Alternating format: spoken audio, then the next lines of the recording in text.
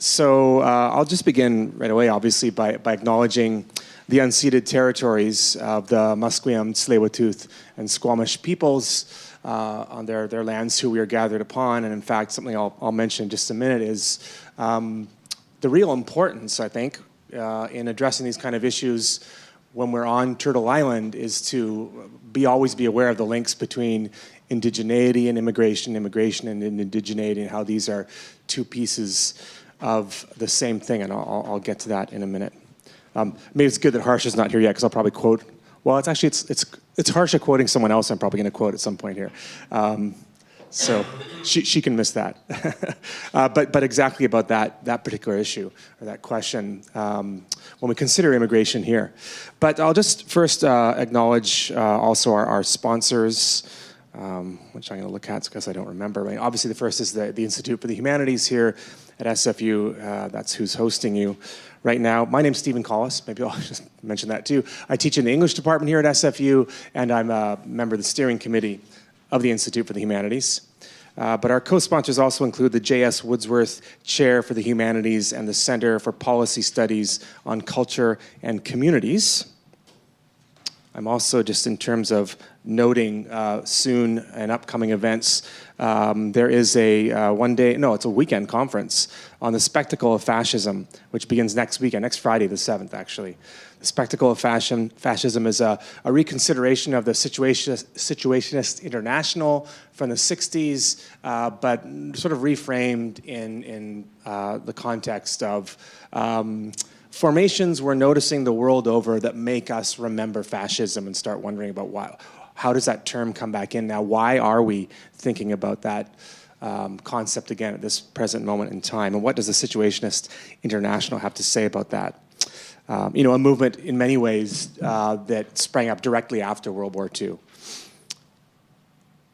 There's also a series of talks the Institute is hosting called, that conference is the Spectacle of Fascism. We also have a series ongoing called The Spectres of Fascism, and that's generally on Thursday nights going forward. I think what I'm going to do, seeing as everyone's arriving now, is that I might give over to Audrey here in just a second and come back with a final little introductory comment and introduce the first panel. I will note just logistically, though, what's going on today. I've learned from past mistakes in organizing events where I get really excited about all the things I want to have happen that day and cram way too much in and then not provide enough food. So we're trying to do the opposite today, which is leave room in the day for conversation and make sure there's lots of food around. I hope there's lots of food around. I think we're going through our breakfast pretty quickly anyhow. So I'll come back in a few minutes. So we have a panel this morning. We'll have a lunch break, and lunch will be provided here. We will have another presentation after lunch, and then a final presentation/workshop where we'll actually be Skyping in someone who's been in detention in Toronto and is still not able to travel. We were trying to get him here today, but we could not ultimately. So he is going to Skype in and talk to us. And then we'll have a concluding reception just down the hall here where there'll be a bar and there'll be lots of food. So hopefully we'll be well fed and our brains will be fed too. But first of all, I have to welcome Audrey Siegel of the Musqueam Nation. Audrey's a well-known activist, leader, both in Indigenous communities and in settler communities, actually very importantly too. And it's always an honor to have Audrey here to say a few words for us. Do you want to, can you hold a mic? Yeah. Because you can always put it down when you need that drum. I could. Hello. First, let me apologize for being so late. There was crazy paperwork I had to do at the band office this morning that had to be done, so it pushed everything back. So I thank you all for being here, Heitsepka, for being here, for caring, for connecting, for building those bridges and knocking down those walls, for actually being the difference. Mitsep kwatwilam atanash mathguamal tamoch tanawel.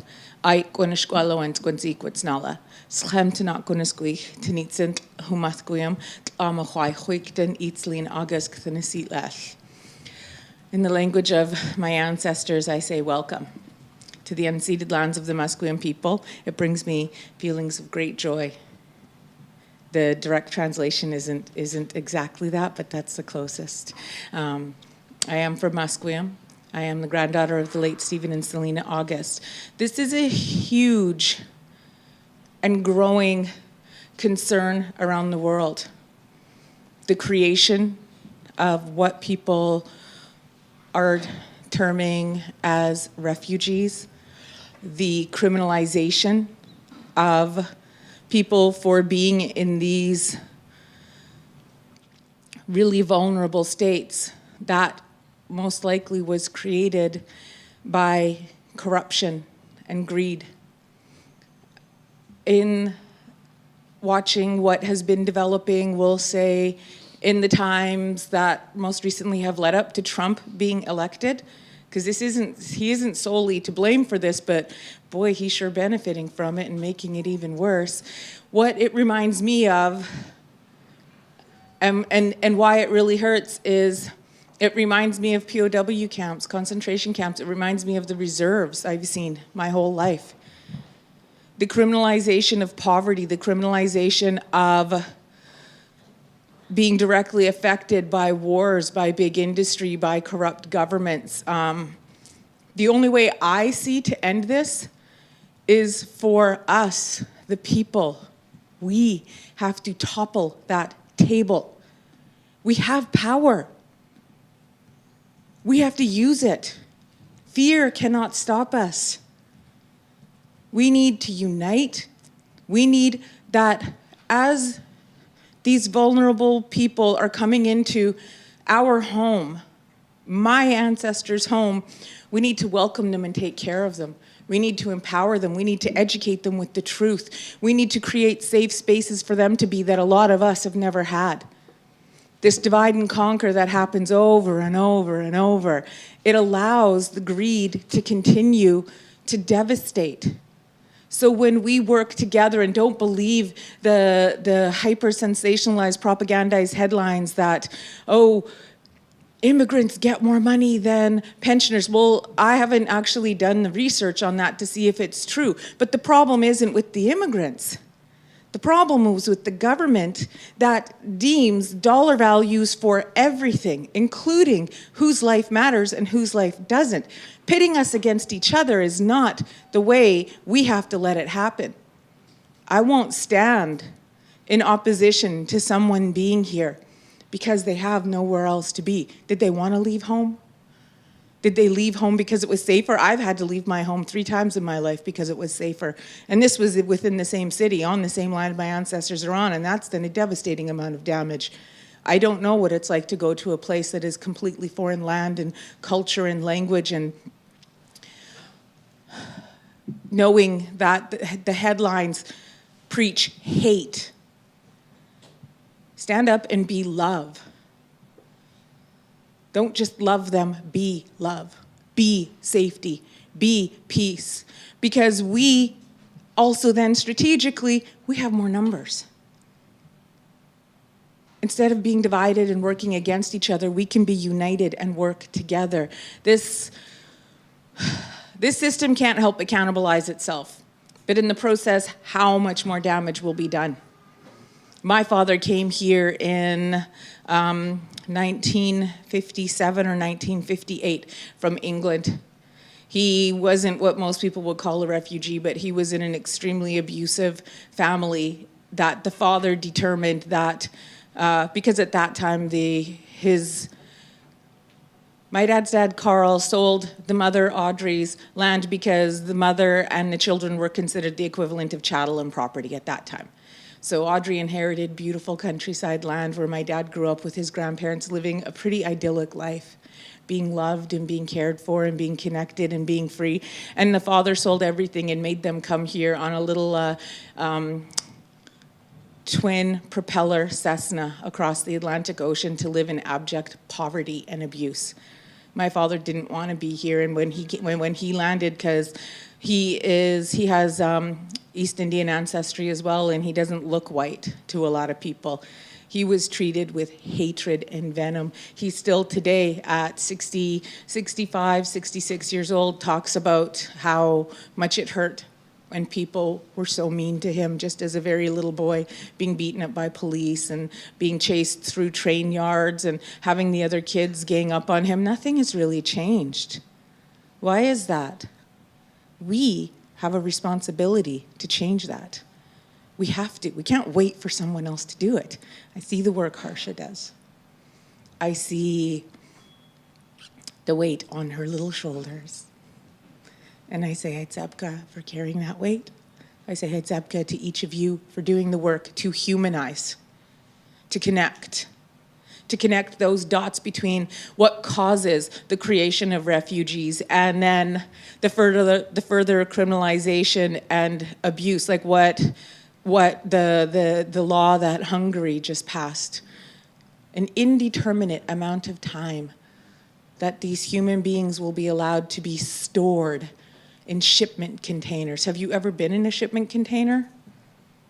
I'm unfortunate that in my 20s I was chased through the downtown east side and I ran into the shipyards, and that's where I hid to escape the guys who were chasing me, was in a shipping container. That wasn't fun, and that was only for a few minutes. But that feeling of being hunted, that feeling of being hated before people even know you or see you, that's palpable. I cannot express to you enough to be the love, be the acceptance, treat these vulnerable, beautiful people with the dignity and respect that they inherently deserve. I've done some work, was it the ICSS? The ICSS over near Safeway at Broadway and Commercial, with groups of Syrian youth who just came in. It is a lot of the time the same faces that I see in my community. The kids are so turned off. It's like their eyes are dead. And when you see them come to life, it's either extreme pain or extreme sorrow, anger. They were absolutely fascinated and wanted to learn my language, and they wanted to touch my drum, and they wanted to try on my hat, and they wanted to know the history of my people who are still here, and this is still our land. We know something about forced displacement and occupation. And the same thing's happening around the world. I will say it again, be the love, be the difference. You do something that makes this a better world, not just for everybody else, but for yourself each day. So again, I'll just say thank you for being here, and my apologies for being so late, and thank you for your patience. I will finish with a song, and the song I'm singing, the song I'm hearing, it's an honor song. It's to honor each of you. It's to honor you, Stephen, for the work that you do, for being bold in an institute that throughout the world, these institutes of education can be pretty dictatorial and limiting about what they allow to happen in their buildings and in their classrooms. And you and Samir, you push it. Keep pushing, and I'll be right there beside you. These are walls we're going to break down. So this is an honor song. I honor each of you. I honor my ancestors. I am singing this song for every person coming to this land looking for a safe place to be, despite the fact that they didn't even want to leave home. So let's make this a beautiful home.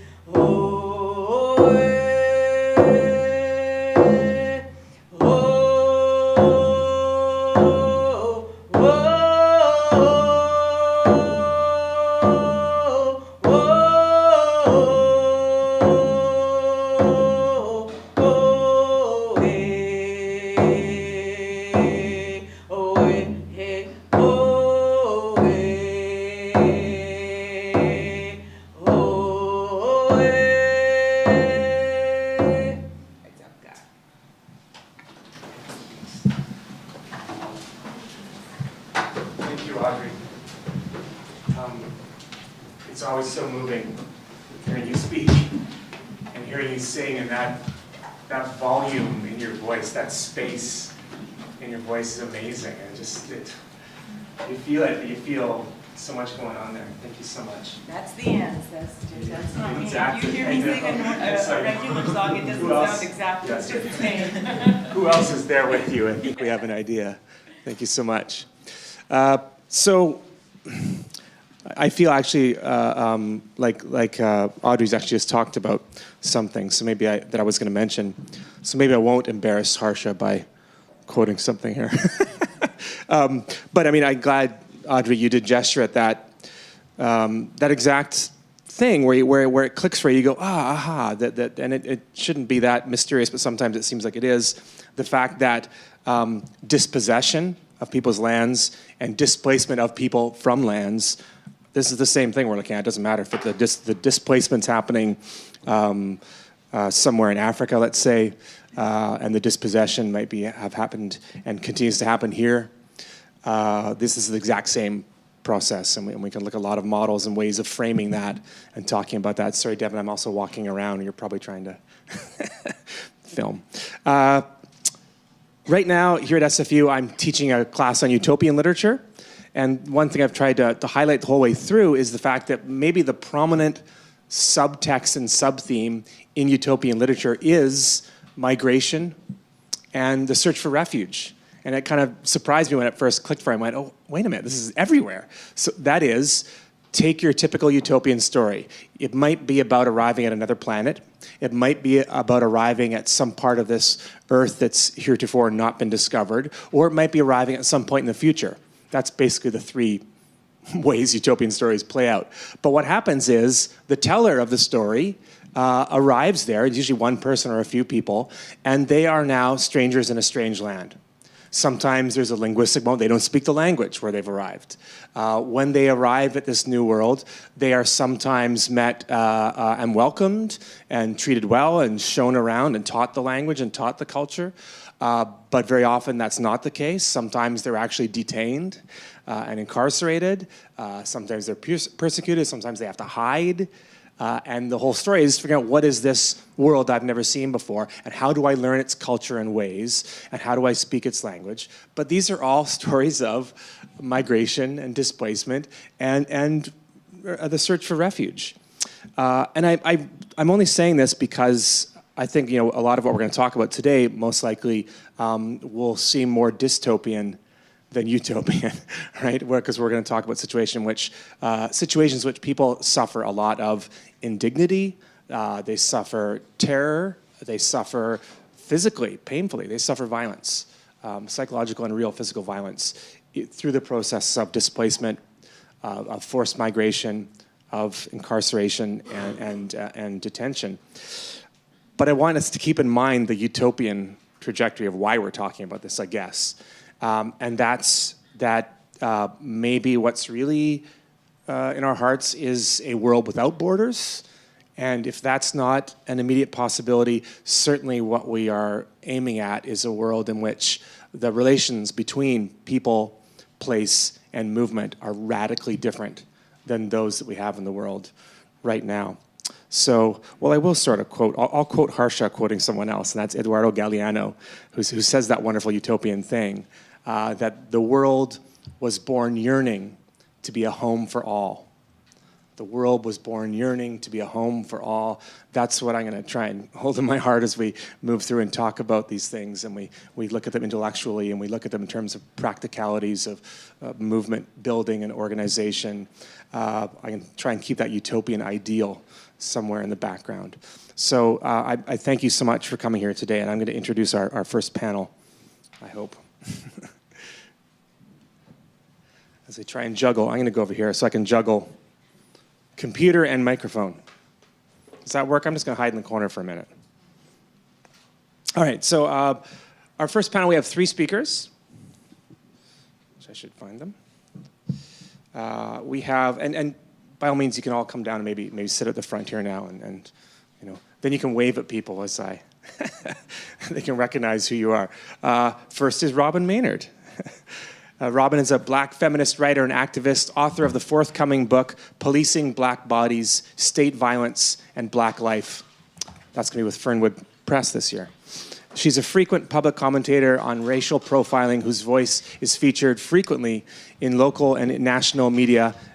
Robyn's based in Montreal, I should point out, including CBC News, CTV News, Montreal Gazette, Vice Magazine, APTN, and her writing has appeared in the Toronto Star, the Montreal Gazette, the Feminist Wire, Le Devoir, Briar Patch, on and on, an awful lot of places.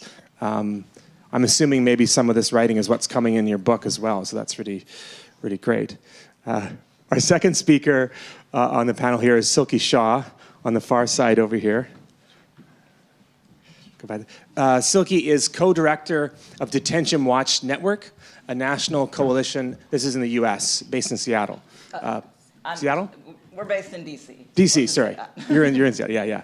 A national coalition exposing and challenging the injustices of the U.S. immigration detention and deportation system. She has worked as an organizer on issues related to immigration detention, mass incarceration, racial justice, and immigrants' rights for over a decade. Before joining DWN in 2009, Silky worked with grassroots leadership fighting the expansion of immigrant jails on the US-Mexico border. How pertinent that seems right now, holy smokes. And with the independent news program, Democracy Now! And finally, right over here we have Harsha Walia. Harsha Walia is a South Asian activist and writer based in Vancouver, unceded Coast Salish territories. She has been involved in community-based grassroots migrant justice, feminist, anti-racist, indigenous solidarity, anti-capitalist, Palestinian liberation, and anti-imperialist movements. This is such a great list for over a decade. But let's keep adding to that list because you clearly don't do enough. She is formally trained in law, works with women in Vancouver's downtown east side, and is the author of Undoing Border Imperialism, or as I call it, the Bible. And she really does not need much of an introduction. So that's our first panel. Welcome, and take it away, please.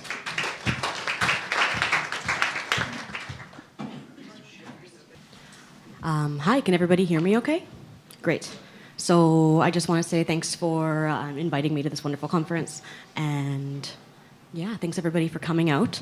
I usually don't bring notes for talks, but now I have a toddler who keeps me awake so much more that I brought notes, so don't mind a little bit of page turning here. It's the way to combat fatigue and still be able to continue doing my work. So today, yeah, I also just wanted to add, to my bio, I am a writer and I am putting out a book on really the history of anti-blackness as it has evolved in Canada. And a lot of that really is about migration, so I think there's a lot of important ties there. But that work is really grounded in the fact that I've been an activist really since in Montreal against racial profiling, for migrant justice, and with criminalized women for the last 10 years or so. So that's kind of grounded. Doing this work, though, the writing that I do and the research that I do is really grounded in moving towards social change. So today I wanted to talk about the importance of looking at anti-blackness in border violence in Canada. I think it's something that is often overlooked, but it's something that has actually been really foundational in terms of the creation of Canada's border regime. So I thought that it would be helpful today to really talk about some of the historical and contemporary examples of how anti-blackness has impacted punitive immigration policy in Canada.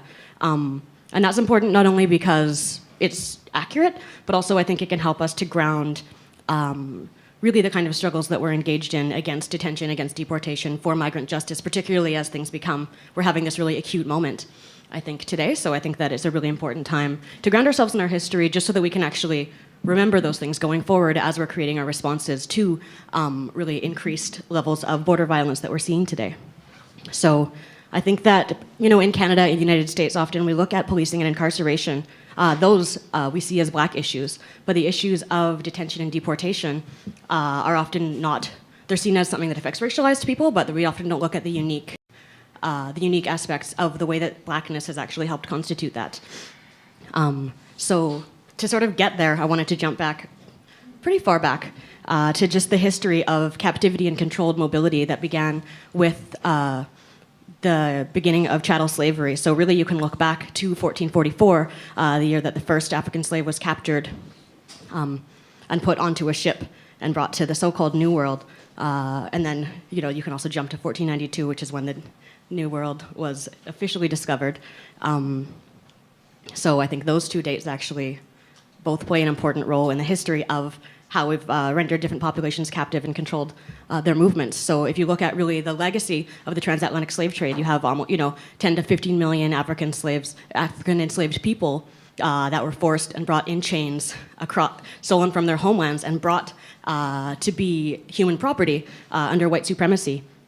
And I think that if we're going to talk about really the history of controlled movement and forced displacement, I think that that is really a foundational one that we need to look at as really driving and shaping the future of how these racial logics continue to play out. The idea of it was not, people often talk about slavery, the violence of it, as it just being forced labor, but we don't often look at the fact that it wasn't seen as human laborers. It was seen as commodities and that's it, as property.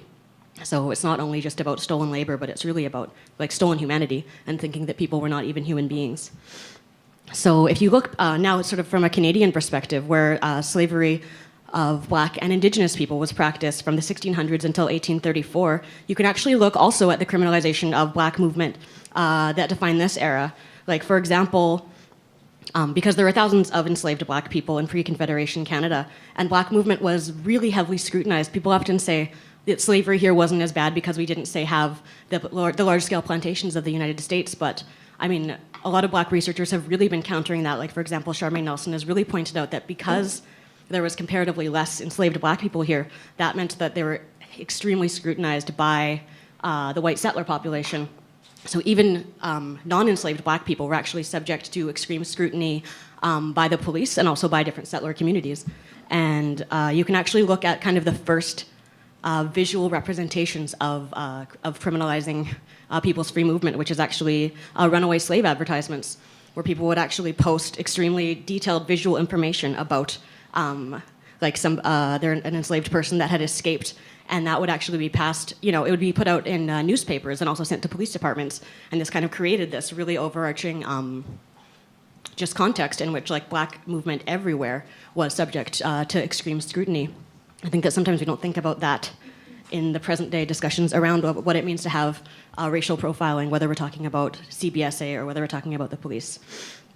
And that was really a form of criminalizing Black people. As punishment, enslaved Black people were caught, often beaten, mutilated, and imprisoned. So if we want to look at the history of captivity, it's not only slavery, but it's also this. So, yeah. I think that the history of just generalized racist control of movement also really traces back to slavery. A lot of different writers have talked about that. Like Cedric Robinson, for example, talks about really how slavery and colonialism actually shaped the way that they created these racial hierarchies that could be shifting across time in various ways, but that really made sense of the fact of different populations being subject to control and forced labor and different things like this. And in particular, Black people had always been selected as not only as really just animal labor force and below humanity itself, and also seen as pathological and dangerous and criminal. So this is something that stems back not to the 1980s with the war on drugs, but something that really stems back centuries and centuries. And I think that now that we're seeing a lot of these tropes recycled in the present day, it's important to look back to this. So again, just sort of scaling back in another way, I think we need to look at the legacy of the slave trade and colonialism in terms of the push factors of why we have the migration of African and Caribbean peoples to Canada. Because again, just to challenge that notion that people are coming to Canada because it's this liberated place where people have access to making a living, et cetera. I think the history, particularly of the racist logics that explained slavery, really it makes sense of the fact that really some of the most intensive structural adjustment programs were aimed, for example, at sub-Saharan Africa. If you look at the involvement of Canada in creating a lot of the neoliberal programs that ended up redefining and recolonizing much of what was then called the Third World, as well as the Canadian involvement in the Caribbean, in the English and French Caribbean in terms of banking, et cetera, of really being the root causes of displacement, which is, again, this long-standing displacement that goes back to 1444, right? So again, we often talk about neocolonialism as the beginning of this forced movement. It actually goes back far beyond that. So now I wanted to turn a little bit more towards more just sort of Canadian history, I guess. So I wanted to talk about two essential features that I think we all look at as Canada's really violent border regulation that have been, but we don't often look at the way that anti-blackness and the legacy of slavery have shaped these two movements. So I'm going to talk a little bit about the history of how anti-blackness has shaped the temporary work programs in Canada. And then I'm going to talk a little bit about the advent of double punishment and the really racially targeted way that the double punishment of migrants was created, actually, in Canada. How am I doing for time? Great. Okay. So we often look at sort of the end of the Second World War as like between then and really the advent of like multiculturalism and the point system as this time when Canada really began like liberalizing immigration. Canada started allowing non-white migration in much larger numbers than had ever been allowed before. It's often seen as this like advent of human rights really in the country, and really a significant change in the span and the scope of the way that people were allowed into Canada. Is often looked at as kind of the end of formalized white supremacy. But I would actually argue, I think many people would agree, that the institution of the temporary labor programs were actually a way of recreating what people called Jim Crow segregation-style labor. Like in the 1940s and 50s, Black communities had been really active, especially in Ontario and Nova Scotia, regarding just creating human rights legislation, ending the ability to use race and like Blackness in particular as a way of controlling people's labor and forcing people into certain kinds of jobs. But what you actually saw, for example, in 1955 is bringing in the Caribbean Domestic Scheme, which is the first temporary work program in Canada. So like right after the Second World War, as white women were being liberated from being relegated to unwaged domestic labor, and Black women who were Canadian-born who had been really forced into doing domestic work since slavery had ended, were starting to be able to move out of that. They actually started bringing in, they called it an opportunity, but it was really bringing in Black women to be the help, yet again, in ways that really closely mirrored the positions that Black women had been in Canada since slavery and after that as well. I think that it's not an accident. It's not an accident that they chose the countries that they chose to really bring in these new programs that relegated certain groups of people to unfree labor again. So, that's it. It's not like the idea. Canada had a long history of having Black girls tend the house, and now there's this notion that Caribbean women were these good island girls and brought in for this wonderful opportunity of being servants, really 24 hours a day in white families' homes. So I'm not sure if I imagine you're all pretty familiar with the temporary work program, so I won't go into too much detail around that. But, I think it's just important to look at really the unfreedom and captivity that was really brought into those programs. So like Black domestic workers were often paid way less than minimum wage, subject to very long hours, forced to work while ill, enduring like extreme racial slurs and forms of harassment and sexual violence as well, which is something that stems back as well to the history of chattel slavery, where Black women were subject to high rates of sexual abuse in their homes.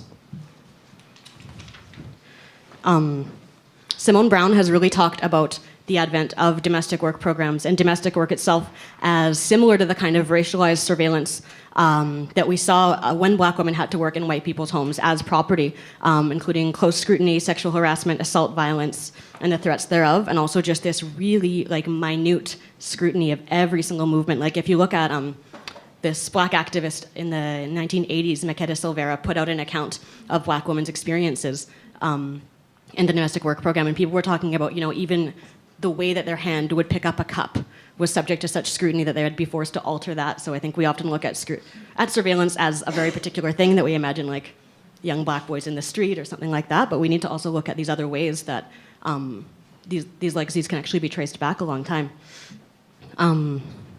And another link that I think is really important here is that under slavery, Black women were not allowed to keep their children. Their children were taken and sold as property all across Canada. You can even see advertisements for young babies, young Black babies, etc. And Black women that were coming in the Caribbean work program weren't allowed to have children, but often many of them did, and they could actually be deported if Canada found out that they did have children, because again, just these links of like really denying black motherhood, the ability of black motherhood even to exist. So you actually have really beautiful anti-deportation struggles in the 1970s brought on by black Caribbean domestic workers. There's this famous case called the 7 Jamaican Mothers, often, who faced deportation in 1975 because they didn't mention that they had dependent children when they applied to work. And they did a lot of really vocal and public actions against against their deportations, and eventually they did win. They were successful in overturning the deportation orders, and there were some changes brought into the program. But this happened in 1981, and then it became the Foreign Domestic Movement.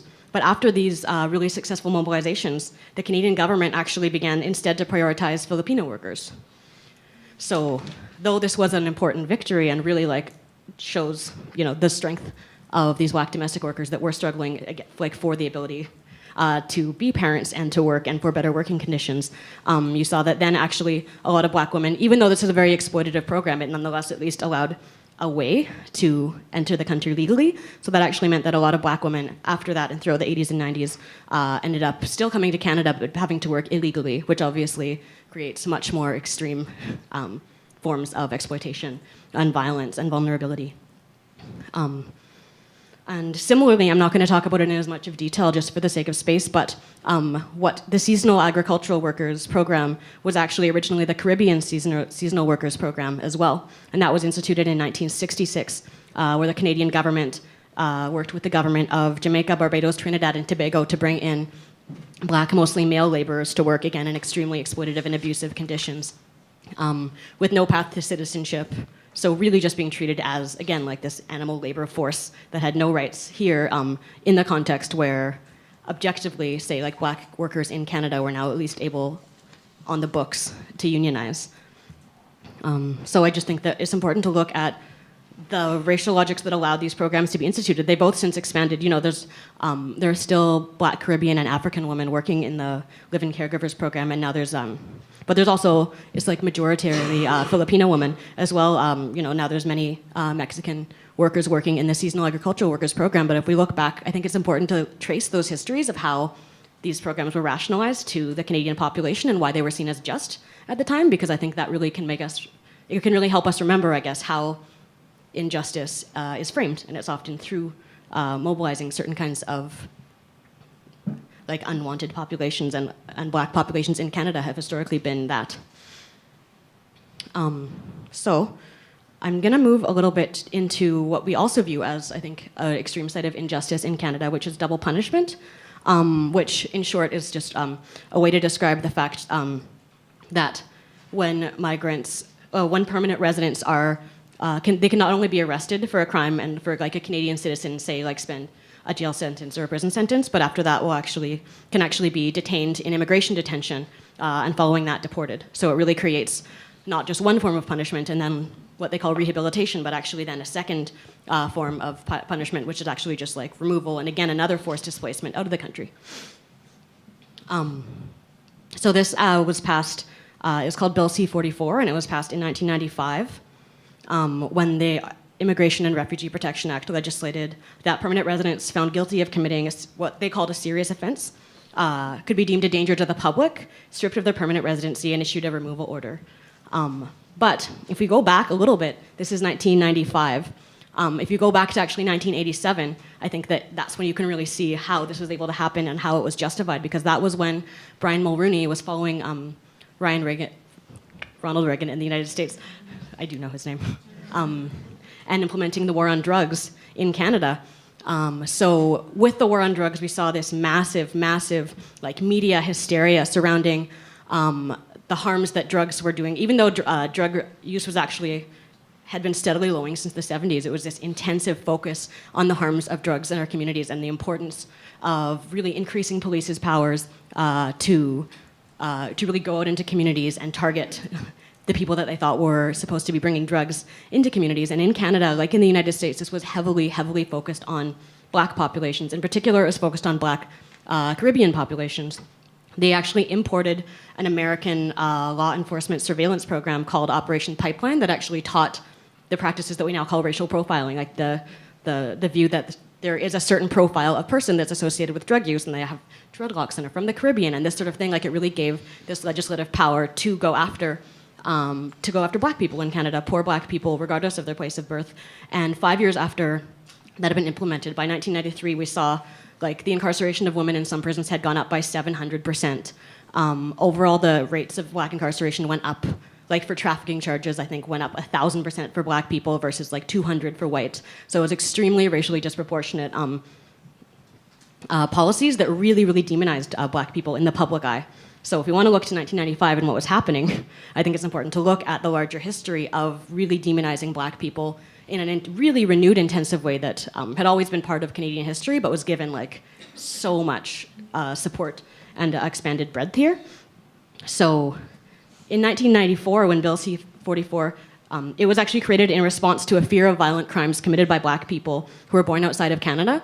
There was two incidences that were pretty highly mediatized. One was a botched robbery where two black men and a white woman was killed, and the second involved the shooting of a white police officer named Constable Todd Bayless. So after that, you saw like a huge, really outcry of hysteria around particularly Jamaican crime and Jamaican foreign-born criminals. If you look back to the headlines of this, they're like really, they're talking about these Uzi-toting thugs that were going to destroy Canadian children and Canadian society as a whole. So it really created this massive panic, even though a legal historian went back and looked at that period, and there was objective proof even then that Jamaican crime was not a serious problem in Canada. It certainly was not a threat to the nation the way that it was presented, but it was actually that extremely racist backlash within the larger context of the war on drugs that created the push to allow this new kind of really extremely repressive treatment of all migrants in Canada, because it was originally targeting black people, but what it gave was this expanded scope to really to criminalize and remove from the country and detain racialized migrants, really of any ethnic background.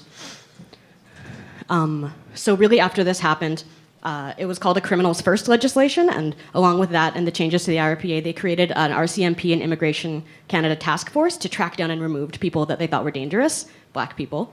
So by September 1995, almost 500 migrants convicted of crimes had been declared dangerous to the public and deported, and most of those were Jamaicans. And 2 years after that, the rate of deportations to Jamaica was 5 times higher than that of the next recipient country, which was Trinidad, which is also a largely black country. So by 2001, black people were 60% of the people deported from Ontario, for example, and the people that were most frequently deported for criminality. And it's also important to remember that a large number of those people deported had spent a significant amount of their lives in Canada. In 2001, there was another public backlash around foreign black crime, and the IRPA removed the right to appeal from permanent residents that were sentenced to imprisonment for 2 years or over. So again, you're really having, you just continue to see this legislative strengthening for really anti-migrant laws that also link migration to crime, but it really is particularly focused on blackness and on black people. Another way I think that we need to, and then in Bill C-43, the Faster Removal of Foreign Criminals Act was also passed in 2013 that was focused up on speeding up the deportation of migrants convicted of crimes and made a lot of smaller scale crimes, like it made the category of serious criminality even more flexible. So even offenses with a 6-month sentence, like shoplifting, dangerous driving, etc., could actually be seen as a serious offense in this way. And I think that not only were these things actually targeting black populations really explicitly, but you also have in tandem, because again, as I was saying, the war on drugs, you have this heavy policing of black neighborhoods as well. So even if you look at like a lot of the issues that are coming up now, like for example, carding and the extreme police violence that's targeting black communities. This was all happening then. Like you had the death of Anthony Griffin in 1987, Wade Lawson. This was really the beginning of sort of a multi-pronged arsenal that went across institutions. But the immigration penality played a huge role there that I think that we often overlook. Between 2000 and 2013, Canada deported almost 3,000 people, almost 2,800 people to Jamaica for criminality, averaging a rate of 200 Jamaican nationals per year. And a lot of it was actually related to the war on drugs, even though they talk about it as being this sort of serious danger to the public thing. A significant amount of people that were expelled to the Caribbean were actually convicted for minor trafficking offenses. And no violence or weapons. So even though we're talking about these dangers to the public, again, you really look at this, the really important link to the war on drugs, the way that black people are actually way over-policed. I mean, they keep doing studies that really show that black people actually use and sell less drugs in Canada than white populations, like across all age groups. But because of the really heavy targeting and racial profiling, you continue to just see you're like more likely to be caught, more likely to be charged, more likely to be sentenced severely. And also, you know, half of Canada's black population is born outside of the country, so then you're also more likely to be deported. The Toronto Deportation Pilot Project found that between 2003 and 2006, 2/3 of Jamaican deportees that they were working with had been removed for drug violations. So I think that, yeah, these are just things that we really need to look at when we look at how the way that things are justified as a serious criminality and threat to the country versus what is actually happening. I mean, like pot is something that is literally legally and openly smoked all across the country, but it really creates this completely different reality for black migrant populations, where you're extremely vulnerable to so many different kinds of state violence because of that. Black women were also targeted explicitly, often as drug mules, so you did see a really intensive focusing on black women in airports. And actually now, by some accounts, almost half of black women who are in federal prison are actually going to be deported after their sentences. And a lot of that is drug related.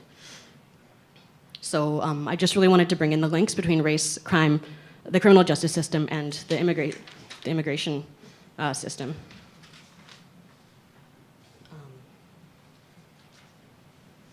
There's also other links that play in with detention in kind of maybe ways that are less explicit, but I think important to note, which is that a lot of different like African nations in particular are really difficult to deport people to. So that means that you know, I think Harsha's probably going to talk a little bit more about indefinite detention, but that really does mean that people can be detained indefinitely for extremely long periods of time, whether they've committed a crime or not. So I'm just going to give a few different examples of African migrants that has happened to. Michael Mavogo, who was a black man from Cameroon, spent almost a decade in an immigration detention center. He was picked up from outside of a Toronto homeless shelter and charged with $10 worth of possession, or he had $10 worth of crack cocaine on him, and he served a jail sentence. And after that, instead of being released, he was kept in immigration detention for almost 10 more years. So again, the level of extreme repression and violence, and his sentence had long been culminated, but he was held because the CBSA, they couldn't confirm his identity in order to remove him. So they tried to send him to the US, to Haiti, to Guinea. So, I mean, people often say like black men go to jail for crack when white men aren't going to serve a sentence, but this is really a case where somebody spent 10 years after a jail sentence for having $10 worth of a drug. Another case story is that of Mvisa Makubu, who's a South African anti-apartheid icon, who was also held without charge, actually, in an immigration jail from 2004 until he was eventually deported in 2016. And again, it was just because of the case of not being able to confirm his identity. So I think if we want to look at the extreme vulnerability to just even being picked up and found in the first place because of racial profiling and the profiling that black communities face, we really need to look at how those issues really intersect with detention. How am I doing for time now? 4 minutes. Okay. I'm not going to go too much into detail then, but I did also just want to talk about there is a particular issue as well of deporting people to extremely dangerous locations. Like Canada often talks about not having capital punishment as a sort of human rights celebration, but I mean they actually are documented to send people back to extremely dangerous countries, and a lot of those are actually black countries. For example, the Democratic Republic of Congo, Zimbabwe, Somalia, and the Central African Republic. Canada is not supposed to send failed refugee claimants back, but people who have been convicted of criminal sentences actually still are deported to these countries. And you know, I don't want to just say that they're dangerous because they're dangerous. I think we need to look at the legacies again of like colonialism and how this has impacted these places. But yeah, between 2004 and 2014, failed refugee applicants convicted of criminal offenses had been sent to places where we actually have deportation moratoriums and temporary deportation bans So 55 people had been sent to the Democratic Republic of Congo, 262 to Haiti, 69 to Zimbabwe, 4 to the Central African Republic, 37 to Somalia, and 63 to Mali, as well as sending people back to places where there is other kinds of extreme state violence, like Eritrea, South Sudan, and Sudan.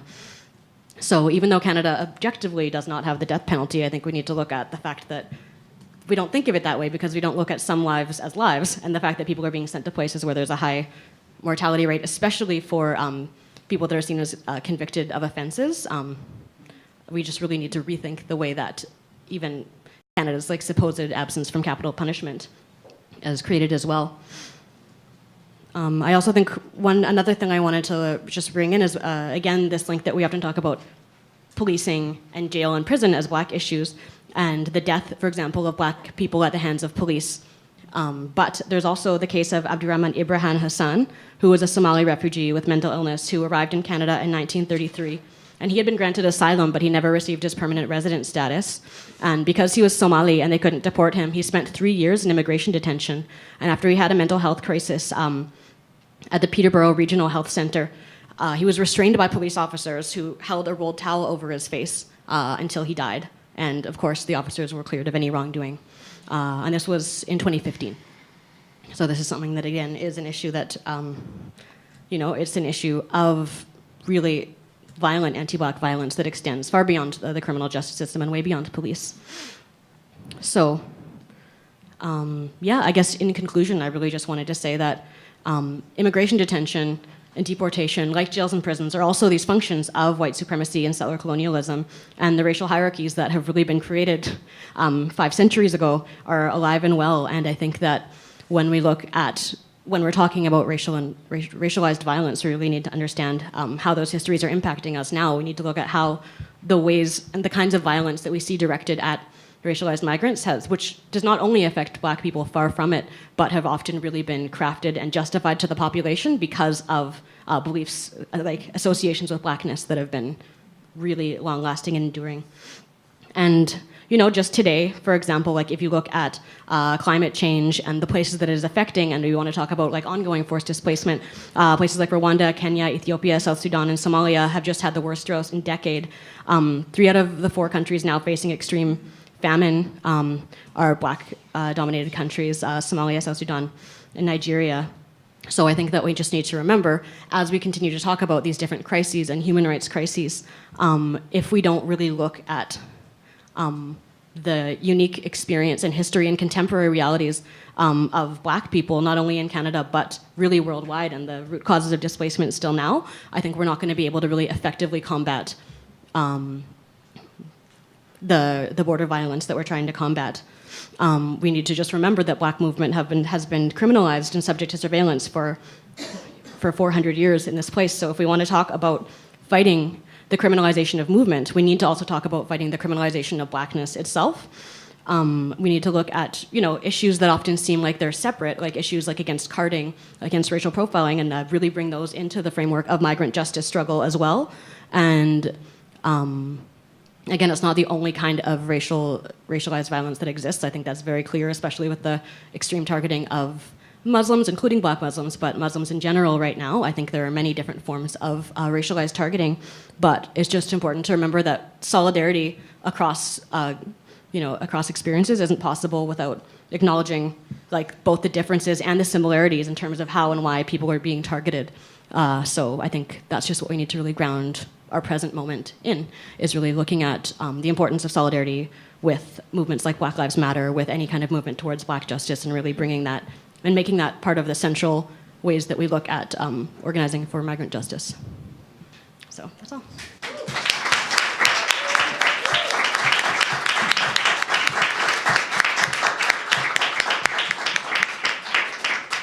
So we're going to move through all 3 speakers. So if you do have specific questions, try to keep track, we can come back and we have Q&A after all 3 have spoken. So that's so key. Great. Thank you. Follow that. I feel like, that was amazing. I feel like my head is spinning with so many questions I have for you right now. So I'm going to try to truncate that with talking about the U.S., which honestly, it's a very similar story. I think the biggest difference is scale, right? You just have so many more people in the U.S. and so many more people who are in these systems in this particular way, but it's a lot of the same history around race and colonialism, and the dynamics that we're dealing with are really similar, in particular in the US around white supremacy and the experience for Black people in the US and how much that informs what happens sort of across the board for people of color and immigrants. So just to say a little bit about, I know Steve introduced me. In terms of Detention Watch Network, which is the organization I work for, we're a coalition, and we've been around, actually it's our 20th anniversary, which is particularly poignant because we were formed right after the 1996 law, so interesting that 1995 was this particular moment in Canada. In 1996, a series of laws were passed under the Clinton administration that really completely shifted the paradigm. So I'll talk about that in a minute, but Detention Watch Network started after that point, really a group of white allies, maybe who wouldn't even have thought of themselves as allies then, who were lawyers and social workers who were really concerned about what they were seeing with the immigration detention system in the country and the expansion of it. And then after 9/11, there was just a different sort of movement energy around what was happening, and actually there was a lot of shift to communities that were directly impacted by these policies joining the network, and so it's really shifted over the years now to an organization that's led by, myself, I'm a second-generation immigrant, by people of color and immigrants and people who have been directly impacted by these policies. So just to say that. So I think it's really helpful that you start with the history. I was trying to think about how to talk about what's happening right now in the U.S., and it's really hard to think past the last 2 months because it's been absolutely miserable. But I do think the history is, I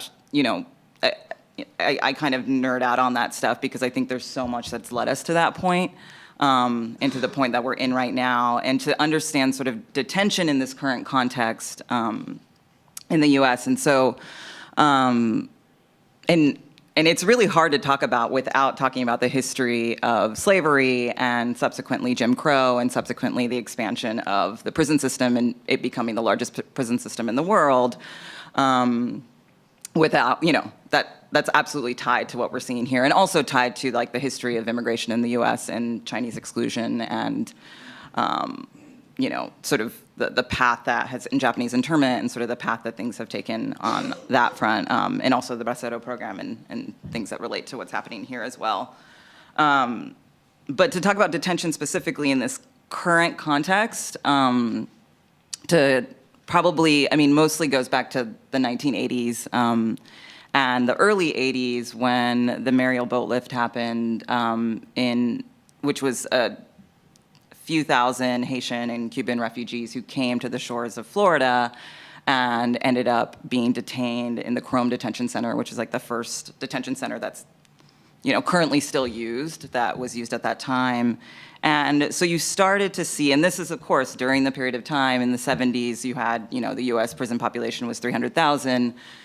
By the 90s, it was over 1 million. And so you saw this growth of US, the use of prisons, Nixon's Southern strategy, going into the war on drugs, going into the Reagan era. So this is what's happening in the context of immigration, is detention is starting to expand at that point.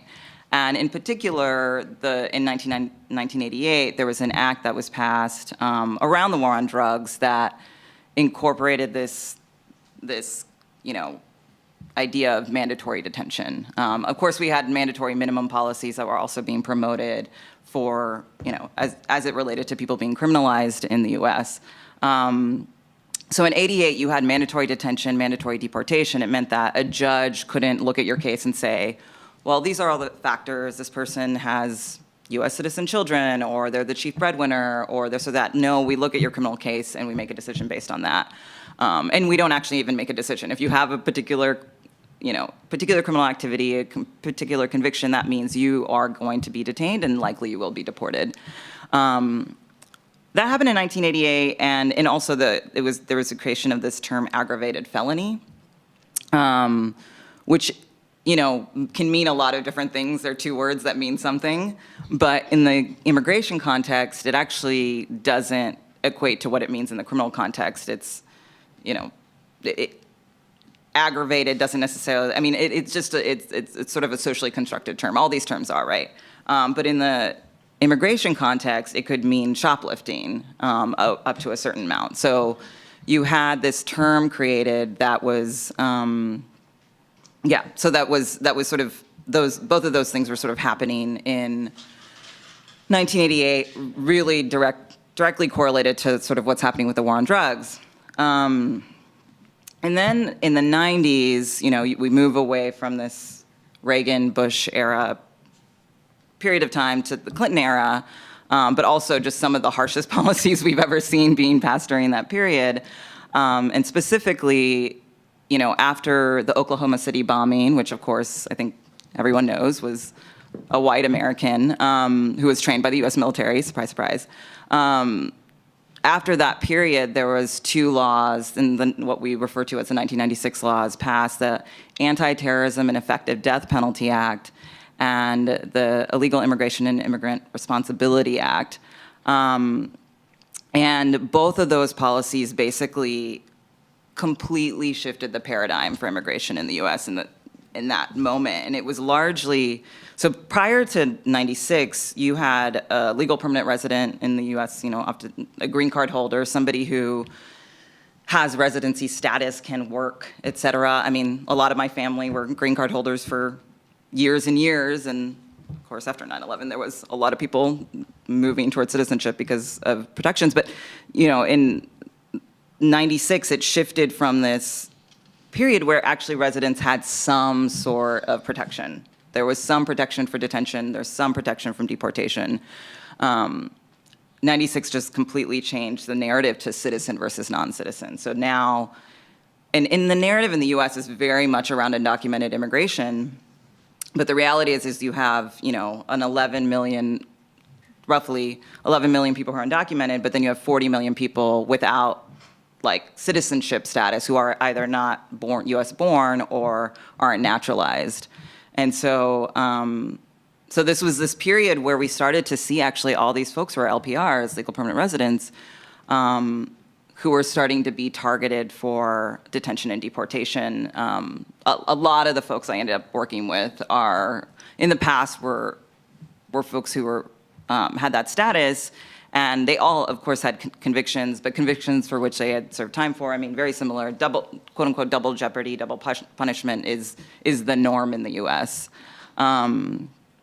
So 96 happens, and it's interesting because, again, the narrative in the US is like, oh, after 9/11, everything changed. Absolutely, that's true. I mean, there's no question that there was a lot of problems pre 9/11. There's, you know, obviously there's problems, no doubt, but like, 9/11 was also a big shift in so many ways, but the seeds were there. The foundation for this immigration policy were there, you know, started in the 80s, and really, and then sort of expanded a lot in the 90s under Clinton. Also, the crime bill happened under Clinton, right? We had like, you know, people targeted, and the term criminal just being completely expanded to just bring in as many people of color as possible. That was the answer. So 9/11 happens, and now you have just a ton of money being funneled into it. So before that, you had probably pre-96, 8,000 detention beds in the US. Post-96, it got up to about 16,000 detention beds. Now we have over 40,000. But so 9/11 happens, and it's, you know, this moment to sort of shift everything. So you went from the Immigration and Naturalization Service, which has a somewhat innocuous sounding name, to to the Immigration and Customs Enforcement and the Department of Homeland Security with a ICE, which is what we call Immigration and Customs Enforcement. You know, their strategic plan was called Operation Endgame, in which they were going to target every removable, quote unquote, alien. I don't like to use that term, but that's literally what it says, for purposes of public safety and national security. So that was the plan, Operation Endgame. And so this is what's happening 2002, 2003. During the Bush era, thinking about it now, because we're moving away from the Obama era, the Bush era was about just like massive expansion of detention. You saw, again, a lot, going from 16,000 beds to, I think by early Obama, it was around 33,000. And it was a lot of county jails, a lot of private facilities, a lot of private companies built. This is some of the work I did when I'm from Texas, and I was doing work at the border to stop expansion of facilities, and they were trying to build all these speculative facilities. It was sort of this, if you build it, they will come mentality. And so you had these private, prison companies being like, oh, well, 9/11 is going to be great for business. Let's go build some facilities on the border. And it worked. I mean, like ICE was like, ICE, of the number of facilities they currently operate, which is a little over 200 or currently use, they only actually operate 6. And the rest are subcontracted out to mostly like counties, like in municipalities, some of which to then contract out to private companies. So they do some direct contracting with private companies, but for the most part, they don't actually. So that, you're seeing in the Bush era that happen, and then sort of late Bush era, you also have the creation of a quota system for detention, and in the budget bill, so the appropriations, where they actually wrote in language, this like white supremacist, former KKK senator who's now dead, but he literally wrote in language that said, "We shall maintain no less than 33,400 beds," and that passed, and now that's in law in the U.S. and it's expanded now to 34,000. But one of the big campaigns we had for a while was called End the Quota, and a lot of what we were trying to push is like, well, is it maintain or is it fill? And the Obama administration was like, basically like, no, it's maintained. We don't actually have to fill this many beds, but when you have that language in there, it's an inclination. If you're spending the money, they're going to want to fill the beds. So, and then you also see that also happening at the local jail level, where you'll have guaranteed minimums within contracts, like we're going to pay for 500 beds no matter what, and then over that we'll have some tiered pricing scheme, which is sort of like a coupon. Oh, we're going to get cheaper beds for this. So there's an incentive. There's this like perverse incentive to fill these beds, both at the national level in terms of federal appropriations, but then at the local level with some of these contracts, which is about in 25 or so of these detention center contracts. So that's happening, and you have this massive expansion. You also have this ton of money being funneled into enforcement. And these deportation programs. There's several deportation programs in the U.S. that are these collaborations between ICE and local police. One is where local police actually just get to be immigration enforcers. It's called 287G. One is where they have a fingerprinting system inside the jail, which a lot of, like, we really fought back against, and they removed it, but they still somewhat have it to some degree, and Trump, of course, wants to bring it back, and it's in the executive orders. It's called Secure Communities. Definitely love taking our language here, co-opting our language, right? And then there's this program called the Criminal Alien Program, where you actually have ICE officers right inside the jail. So like they successfully stopped this at Rikers in New York, where an ICE officer will just be there and will have a meeting with somebody and not tell them who they are and just sort of try to get information about their status. So those are the programs, and honestly, that's where you see a lot of people funneled in. In the Bush era, there were a lot of raids, but they soon realized raids are, they're a lot of work. They're not that, you can target so many people. Whenever you have these programs in all these different jails, it's much easier to target people. So the Obama era expanded those programs, but the Obama era on detention was kind of interesting because it got worse. I mean, we have so much more detention. They really doubled down on the policy of family detention, where they have women and their children in detention centers together. but there was also, I mean, it was like a very Obama thing. Like there was this like, desire for, I mean, they consolidated. So they went from 350 facilities being used for detention to about 200 facilities being used. It wasn't such a mishmash and a mess. I mean, it is a total mess and it's a disaster, but it was a little bit like, we're trying to be more transparent. They created this thing. We used to have a map on our website because people had no idea where their loved ones were. People had no idea where their clients were. And so the Obama administration implemented this online detainee locator system where you could search for somebody and figure out where they are, which there's been rumors that Trump is going to take away. So there was this like effort towards transparency. They actually gave us a list of the facilities that were in use. And that's like definitely not happening anymore. But it was a moment of like some more transparency. They had like a FOIA library on the website, little things like that. But again, they were expanding detention. It was still terrible. There was some era of trying to make it more quote unquote civil, but you're using jails. There's nothing civil about this. And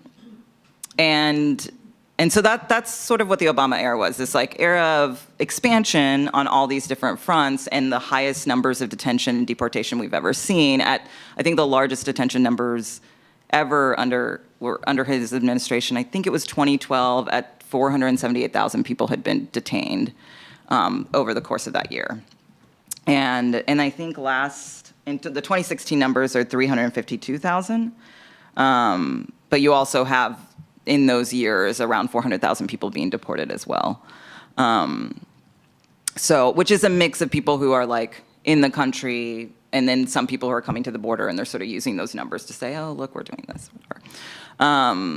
So that's what's happening then, and now we're in this moment, which is, I mean, it's a trip. It's really, I mean, we just handed one of the most openly racist, white supremacist administrations. I mean, it's a little histrionic to say that because obviously it's not the most, and the U.S. has a really absurd history of racism and white supremacy. In this current moment, handing this administration this machine is particularly horrifying.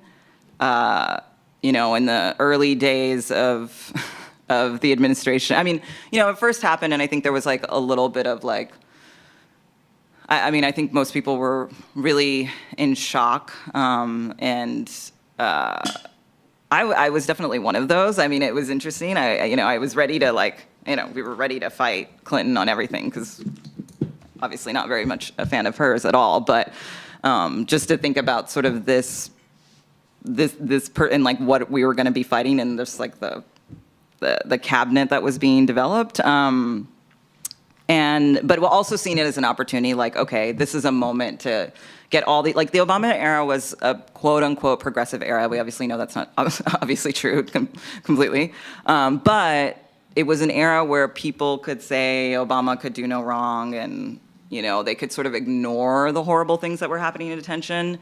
At least now there's all these people like sort of open to this idea that the government, I mean, not even just open, like understand that the government is doing absolute wrong. So I think it's an opportunity for us.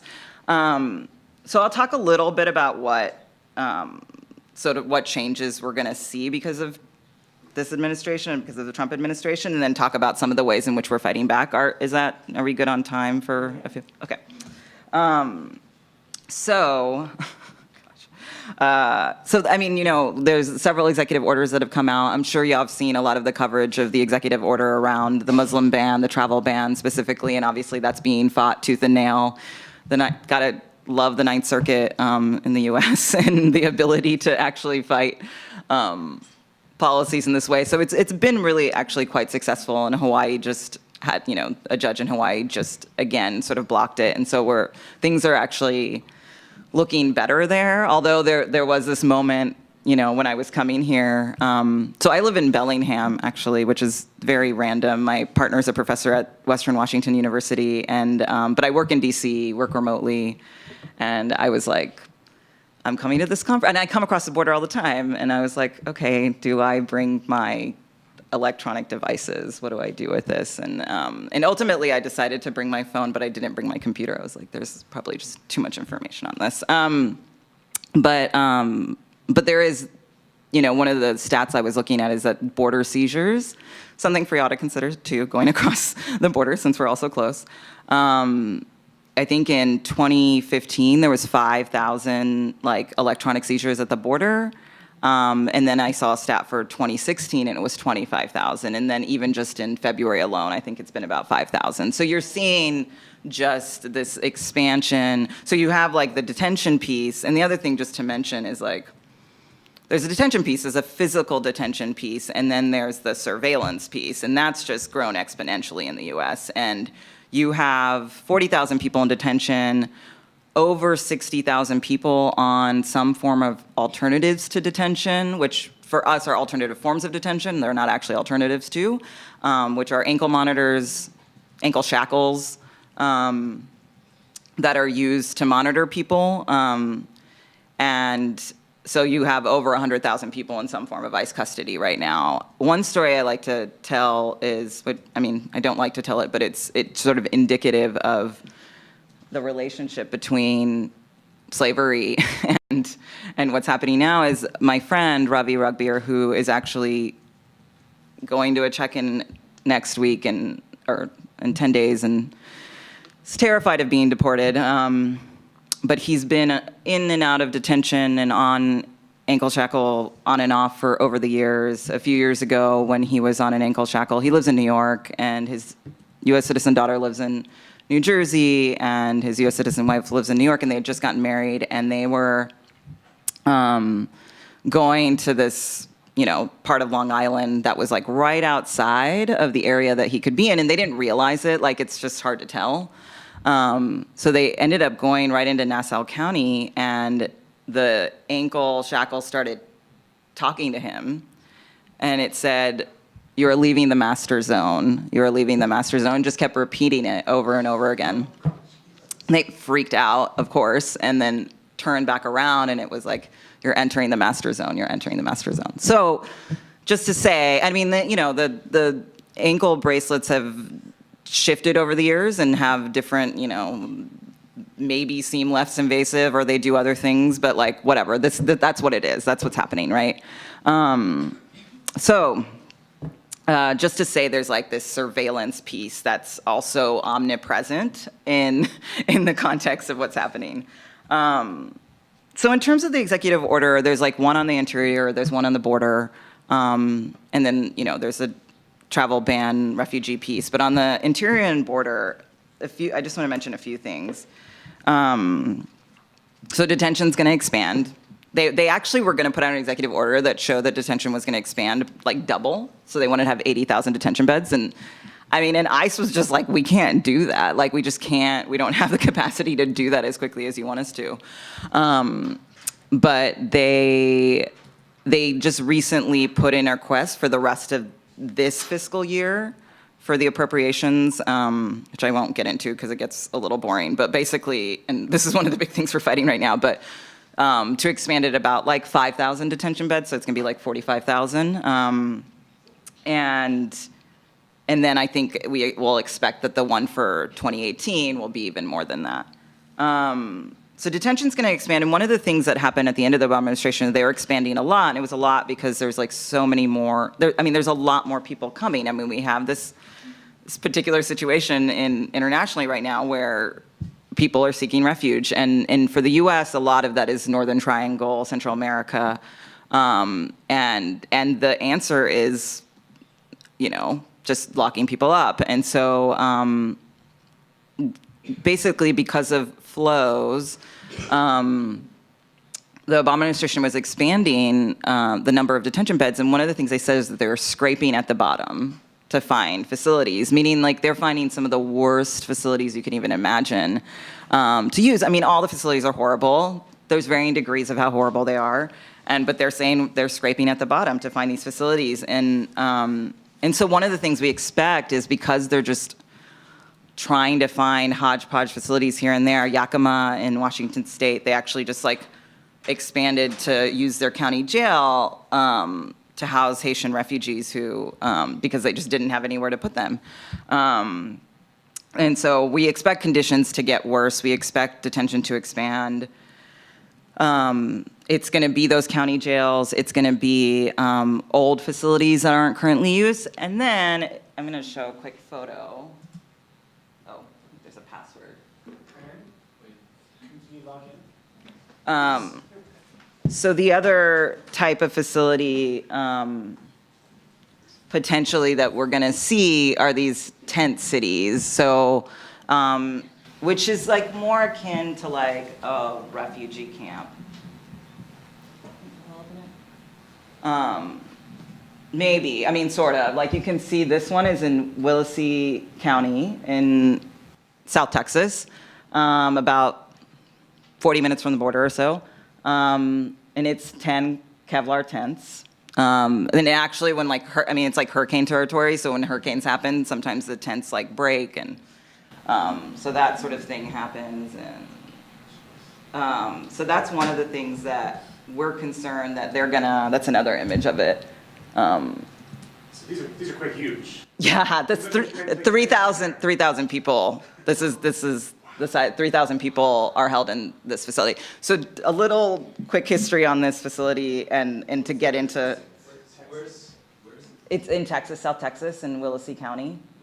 Yeah, it's like a little bit north of Brownsville.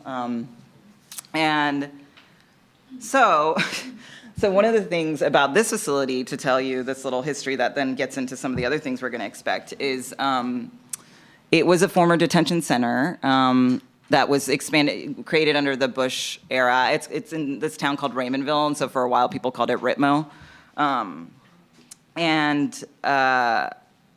It actually was so bad. And there was issues of sexual assault inside the facilities. There were, and there was like the hurricane that made like half of it destroyed for a while, and they had to repair it. So there's all these problems there. So ICE actually was just like, okay, we're not going to use this facility anymore. So then there's this other system, which gets into the criminal piece even more, which is like, there's immigration detention for people who have a quote unquote civil proceeding. They're trying to figure out their their immigration status. Either they're awaiting deportation or awaiting a hearing. And then there's this whole other segregated system under the Federal Bureau of Prisons that's called the Criminal Alien Requirement System facilities, and they're for people who have federal violations, they're serving federal time, but they're in these segregated immigrant facilities. And a lot of them, and that's about 25,000 beds, and a lot of them are in for entering the country or re-entering the country. So for entry without documentation, so being in the country without documentation actually isn't a crime, but entering the country without documentation, you get 30 days of incarceration, and then you're deported, or then you're like go to ICE and then you're deported. If you re-enter the country without documentation, you get 18 months to 2 years.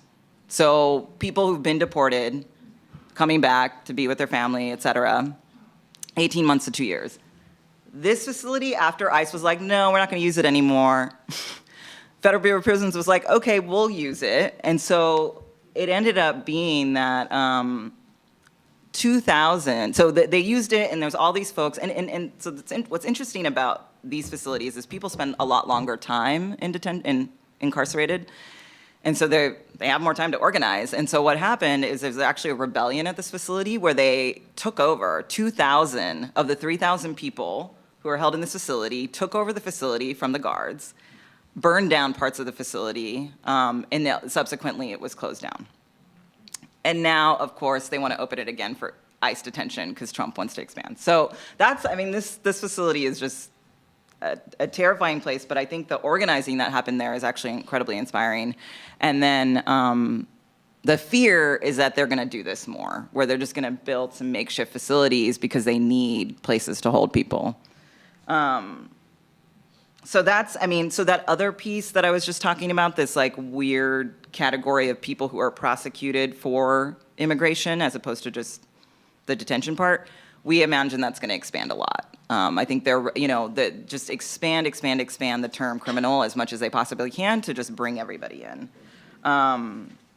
There's also this law in the books called 1324 that's that prosecutes people for smuggling and harboring undocumented immigrants.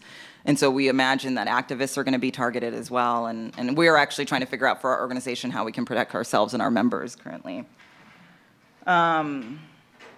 I think, also the deportation programs are going to be expanded. One thing to just there's this quote in a Washington Post article last month where they were asking about the term criminal alien, which is the term that's used in the US for, you'll see from the quote. So basically they were asked to provide further clarification. A DHS official confirmed that the term criminal aliens includes anyone who had entered the United States illegally or overstayed or violated the terms of their visa. So one of the things about the immigrant rights movement in the US, it totally plays into the good immigrant versus bad immigrant narrative. It totally plays into just the immigrant rights piece. There's not a lot of racial justice perspective. And so I think actually this has been something for us, an opportunity to say, actually, this term means nothing. This term is just what they're using to target people, and that's what criminalization essentially is. But that's one of the things that we're seeing, and they're also doing a lot to beyond just the ICE police collaboration. They're actually implementing the institutional hearing program where people who are in criminal custody are going through their immigration proceedings while they're in criminal custody, and vice versa. They're doing a lot to already the systems are so intertwined, and what we're going to see is probably just more of it being intertwined. So just to say, I'll just wrap up really quickly on just some of the things that we're doing to combat this, because it sounds really depressing. And it is very depressing. It's a little crazy, but I do think that this is our opportunity to build power. There's so many people who are engaged right now, and so that's what I'm particularly excited about. But yeah, so I think and y'all have probably heard a lot about some of this, but one is how do we stop the funnel into detention? And that's the sanctuary city work that's happening, where a lot of cities are saying, no, we're not going to allow, we're not going to collaborate with ICE to target people for detention and deportation. I think that's really important, although often what happens is that there's these soft sanctuary policies where they're fine with doing that for people who are undocumented without criminal convictions, but once you have a criminal conviction, they're fine to turn people over. And so I think we're pushing a lot to get them to be more expansive around that. Also, preventing these expansions, I think that's something that, we're going to do our best to do. I think there's two ways to do that. One is through appropriations and the federal government, but then also these site fights at different places. There's been talk of a new facility in Bellingham a lot, and I think that'll be something for us to fight if it does happen, but all over the country we're hearing that. Mostly it's going to be southern border, though, we imagine, although there's a huge expansion of northern border patrol happening. So that's the other thing. We also have this expansion of the deportation force. So in the memos, in the executive orders, there was a desire to add 10,000 more ICE agents and 5,000 more CBP agents, Border Patrol agents, in addition to the wall and all the other things. And so we're fighting that right now. It's actually logistically hard for them to do that with background checks and everything, to do that as much as they want to do. But one of the things we're fighting is the money going into expanding those forces. And then the money going into building new detention centers. And then lastly, there's actually this really exciting moment to supporting people inside detention to both organize and around litigation. So, there's been a series of hunger strikes for years in detention centers. I think there's, work strikes happening. There's a really exciting case coming out of Colorado, the Aurora Detention Center, which is a GEO Group facility, a private facility. And again, connections to slavery, but you have the way detention works is basically they get the people who are detained to do all the work. So you have people who are detained getting paid $1 a day to do, laundry services, cooking, cleaning, et cetera, right? And so they actually filed a class action lawsuit against the GEO Group and ICE around this specific facility, and and I think they have a few thousand people already on it, but it could potentially affect over 60,000 people who've been through that detention center. So that's one of the things that we're doing is we're actually, like, because it's going to be less transparent, like, how can we get people, like, we're working with pro bono lawyers and community groups to get them inside detention centers, especially these new ones, so we can track different abuses that are happening inside and potentially have some accountability cases to come in and say, okay, you can't do this, you can't do that, and people need to be paid well, or like going after prolonged detention or indefinite detention and other instances where we're seeing particular violations where there might be some potential litigation. So I think there's this bigger piece that we're trying to just really build the power of our network and our movement, and being really honest, like, you can research this all you want. Facts-based research, not working in the US right now. That's the reality. With this administration, that's not what's gonna help us. What we need is organizing power, and then lawyers and litigators who are like leading from the movement perspective to really fight in the courts as well. And so that's kind of the approach that we've been taking in our work. But yeah, I'll end there.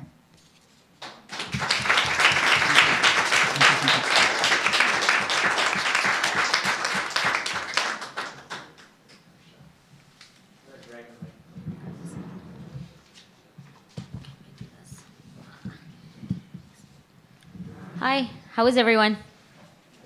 Good? Good. Well, I was going to say good morning, good afternoon. Thank you all for being here, and thank you, Steve, for organizing. I want to start by echoing and acknowledging that we're here on unceded Coast Salish territories, lands of the Musqueam, Tsleil-Waututh, and Squamish people. And Audrey is gone, but to thank her for her welcome. And really, what she said in terms of a grounding and understanding of the ways in which detention is part of broader carceral logics that really is rooted in settler colonization, right? And the ways in which dispossession and displacement and incarceration work operate in tandem. And again, Audrey's not here, but I really wanted to thank her because she's been, especially at this time when things feel so despairing and more and more people are being locked up for different reasons, she's been such a key leader and visionary in terms of being able to hold different communities and different forms of struggle together and really connect the ways in which we're in struggle together. And also to thank Silky and Robyn. I'm so glad you both are here. And for anyone that missed this, I really want to highly recommend Robyn's new book, which is coming out soon. I've had the immense privilege of being able to read some of it before. So if you didn't already catch it, it's coming out soon. So please buy it, please teach it. I know there's some profs here. It's a really amazing, book, and in terms of Canadian history and all of its connections around anti-Black racism. In terms of what I want to talk about, I think Robyn and Silky have already laid a very clear framework and groundwork of the context within which detention is operating across North America, right here on Turtle Island, the different kinds of logics that allow detention to continue, right? The ways in which it's grounded in particular forms of white supremacy, settler colonization, anti-migrant rhetoric, anti-blackness, and of course anti-Islamophobia as well, and many other kinds of logics. And the ways in which it's expanded over time, right? The ways in which it's evolved and expanded over time. So I won't repeat too much of that because I think they've done such an incredible job of talking about that. So I'll only touch on some of the pieces around context, and then I want to provide a bit of an overview in terms of what's happening in detention in Canada today, and some of the ways in which we can think through it and resist through it. So in terms of some of the context pieces around detention in Canada, one of the statistics that I found out only quite recently, but has really stayed with me when we're thinking of the ways in which this machine operates, right? It's a bureaucracy that's constantly changing. And so much of the ways in which violence operates is through bureaucratic violence, right? It's through these seemingly minor forms of totally irrational, unjust ways in which these violences occur. And so in Canada, not specific to detention, but generally if we're looking at immigration and refugee policy, which is obviously the overarching framework for detention when it comes to regulation, For between 1867 and 2001, there was 11 substantive legislative changes when it came to immigration and refugee policy, which had, different names. And since 2001, between 1867 and 2001, there's approximately 19 substantive legislative changes. From 2001 to the present day, there's been over 111, right? So if we're looking at the ways in which this bureaucracy is constantly changing, evolving, adapting to neoliberalism, adapting to this myth of multiculturalism, right? This is Canada 150, the era of supposed reconciliation. So it's evolving in very particular ways to adapt to racial capitalism and to adapt to settler colonization and the myth of multiculturalism, right? So Peter Nyers has this term where he says, in Canada we like to glorify the diaspora, right? The idea of the multicultural diaspora, the idea that Canada is supposedly putatively welcoming to people from different parts of the world, which of course is, we know is not true.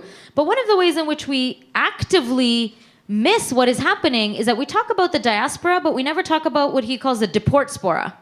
That parallel to this imagined welcome, there is an equally large and oftentimes larger deportspora. And the deportspora is racialized in particular ways, right? Particularly as Robyn highlighted. So the diaspora is disproportionately white, right? So even as recently as the previous conservative government, Jason Kenney, there was a preference for people to come from the UK and Ireland, right? Because he imagined that there was a synergy between Canadian values and those coming from the UK and those coming from Ireland, right? Which really is a racially coded way of talking about whiteness and white supremacy.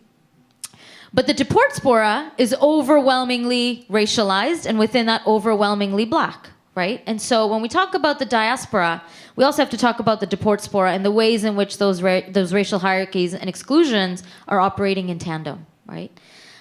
So in terms of detention in Canada, the pieces around context that I wanted to highlight that have already been talked about is understanding, of course, that detention is part and parcel of the same logics that inform settler colonization, the same kinds of logics that have informed slavery in Canada, which oftentimes we think it doesn't happen in Canada. That's, Canada is touted as a so-called safe haven for enslaved peoples, but that's not true, right? So Canada has its own legacy of slavery, settler colonization, of course, continuing here on these lands. And so detention is part of these carceral logics. And when we think of, particularly in BC, for example, when we think about how policing started here in British Columbia, the RCMP, the predecessors of the RCMP are the Northwestern Mounted Police. And the role of the Northwestern Mounted Police was specifically to force Indigenous peoples onto reservations, right? So if we're talking about detention, we have to look about the ways in which it's about incarcerating people, it's about forcing people, it's about a legacy of captivity and displacement and dispossession, and very much rooted, of course, in settler colonization and the very form of reservations, right? So a lot of Indigenous folks that I meet and, when we talk about detentions with, they say, oh, well, the reservation is a massive detention center.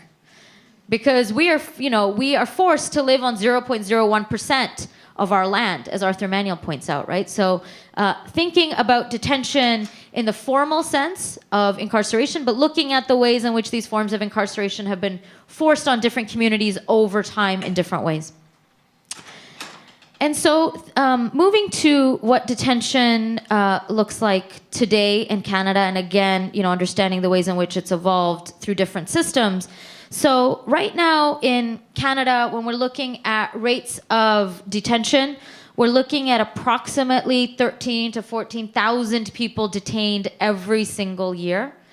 And so what detention is in Canada right now is it's called, the reasons through which you are detained is largely administrative detention.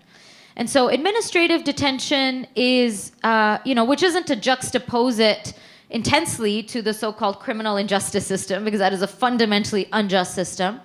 The difference is, so, not to create a better or worse, but just to highlight the differences, the difference with administrative detention is you're not actually even afforded the facade of due process, right? So administrative detention means you don't have to go through a hearing, you don't have to go through a trial, you're not actually sentenced to anything. And again, I say that with a massive disclaimer that due process is, of course, a fallacy, right? But in as much as it exists on the books, administrative detention you're not afforded that.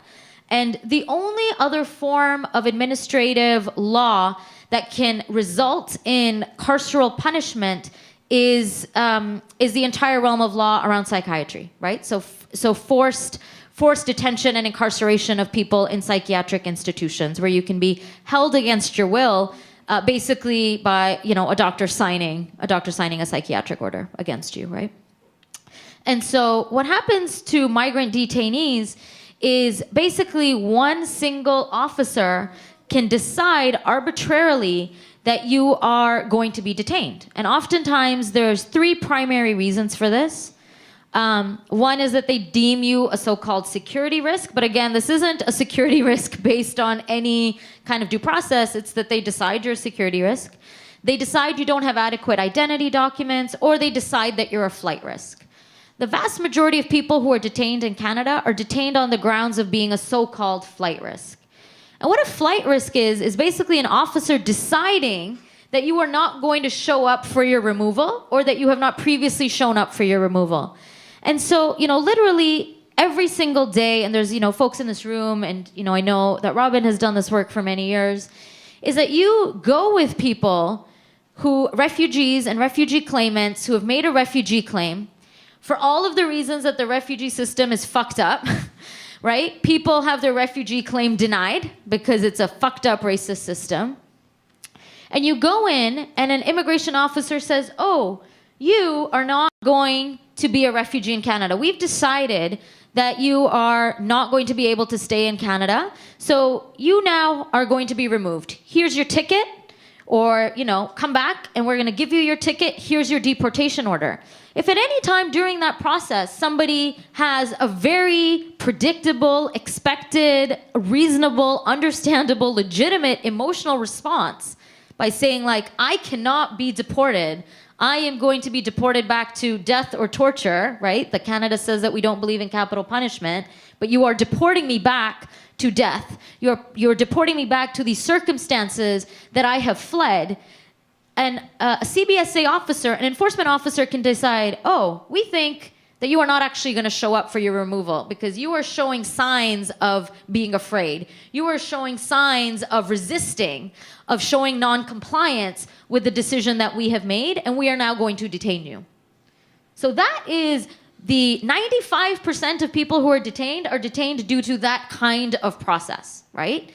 And then people face the kind of detention that you face. I should say, part of the reason, there's many reasons that detention should make all of us incredibly mad, in all forms of incarceration. I lived under a removal order for approximately 9 years in Canada. And at one point when I was and I never crossed a border after that until I got my papers, was crossing in Toronto, and I was detained briefly, and the detention center in Toronto was a refurbished hotel. And so I was told I was being taken to the Celebrity Inn, to a hotel that I could not leave, that I could not check out of, right? And so the other thing about detention centers in Canada is we actually don't talk about them as prisons. We talk about them as refurbished hotels. We talk about them as inns. We don't talk about them as prisons. And most people are actually most holding facilities where people are detained are provincial prisons. And in Quebec, the detention center is actually called it in French, and maybe Robyn or other folks can help me out here who also speak French, but it's actually, in English, it's translated to the Laval Immigration Prevention Center. It is very explicit in the motivations, right, of what it's intended to do. And so for me, I was detained for a brief amount of time, so there's many folks like me who are detained for 24, 48 hours, but there are others who are detained indefinitely for decades. So Canada is one of the few so-called Western countries that has no time limit on detention. So you could be detained for 24 to 48 hours, or you could be detained indefinitely. The United States, and Silky can speak to this, it doesn't actually happen, right? But on paper. So again, a lot of these things are only on paper. So, I'm saying it with all of the grains of salt. Like as much salt is in the ocean. So a lot of grains of salt. But on paper, there's a presumptive period of 90 days, right? In Canada, that presumptive period does not even exist on paper. So the presumptive period is that for some reason, if the state cannot remove you within 90 days, the onus is then on the state for why they're not releasing you. In Canada, once you have one detention hearing, which again is an administrative hearing, the actual onus is on the detainee for why you need to be released. And every subsequent detention hearing that you have, the onus increases. Because the starting point at a detention hearing is that you have been detained, and now you need to prove to us why you should be released. And if you go through 7 detention hearings, the person that's looking at your case is going to say, well, we've already detained you 7 times, so give us an even better reason for why you should be released, right? So the longer you are held in detention, the longer you are going to be held in detention. So it actually works against you. The more detention hearings that you go through, the more likely you are to be detained. And so in Canada, there is no time limit on detention. You get this, bullshit review every 30 days where, again, the onus is on you about why you should be released. You don't have a right to a lawyer. You don't have a right to legal counsel. You don't have a right to actually see the file in front of you. So a lot of times, we'll have detainees. So one of the ways in which we work with detainees is we're not actually able to access detention centers, but we have a phone line and detainees call, right? So detainees call. And so folks will call from the range and say, they're taking me somewhere. I have no idea if I'm going to the airport or if they're moving me to another provincial prison or to another immigration facility or if I'm going to a hearing. So you actually have no idea until a video camera pops up and you're on a feed or you're in front of somebody who tells you you're now in front of detention hearing, tell us why you should be released. Like that is what the process is, right? It is this fucked up, it is this ridiculous, it is this racist, and all of the other things. And so in terms of, what people experience in detention, again, it is incarceration. A lot of detainees who are held for longer than, a few weeks to a few months are held in provincial prisons. You're incarcerated in a provincial prison. And the thing that's important to note here is, again, all prisons are fucked up. All prisons should be abolished. There are material differences between provincial prisons and federal prisons. So federal prisons are usually prisons that, because people are being incarcerated for longer periods of time, the neoliberal, multicultural, I'm swearing a lot. I'm sorry. I'm sorry. My child hears a lot of swear words, but I don't impose that on any other parents. I'm sorry. Is that, so the way that the state justifies longer incarceration periods is by saying, well, we'll make these prisons slightly better by giving you more yard time, right? Giving you more time outside, by not locking you down as much, by giving you libraries, by giving you phones. And so, of course, this is the way statecraft works, right? We justify violence with a few smatterings of reforms. But at the same, in the terms of material conditions, it makes a difference, right? Of course, it makes a difference if you have more access to a phone and a library. Provincial prisons basically justify not affording those who are incarcerated, detainees, and anyone who's incarcerated for any reason, largely folks who are there on criminal holds, is by saying you're not here for a long period of time, right? So we're not going to give you any of these kinds of so-called reforms or amenities.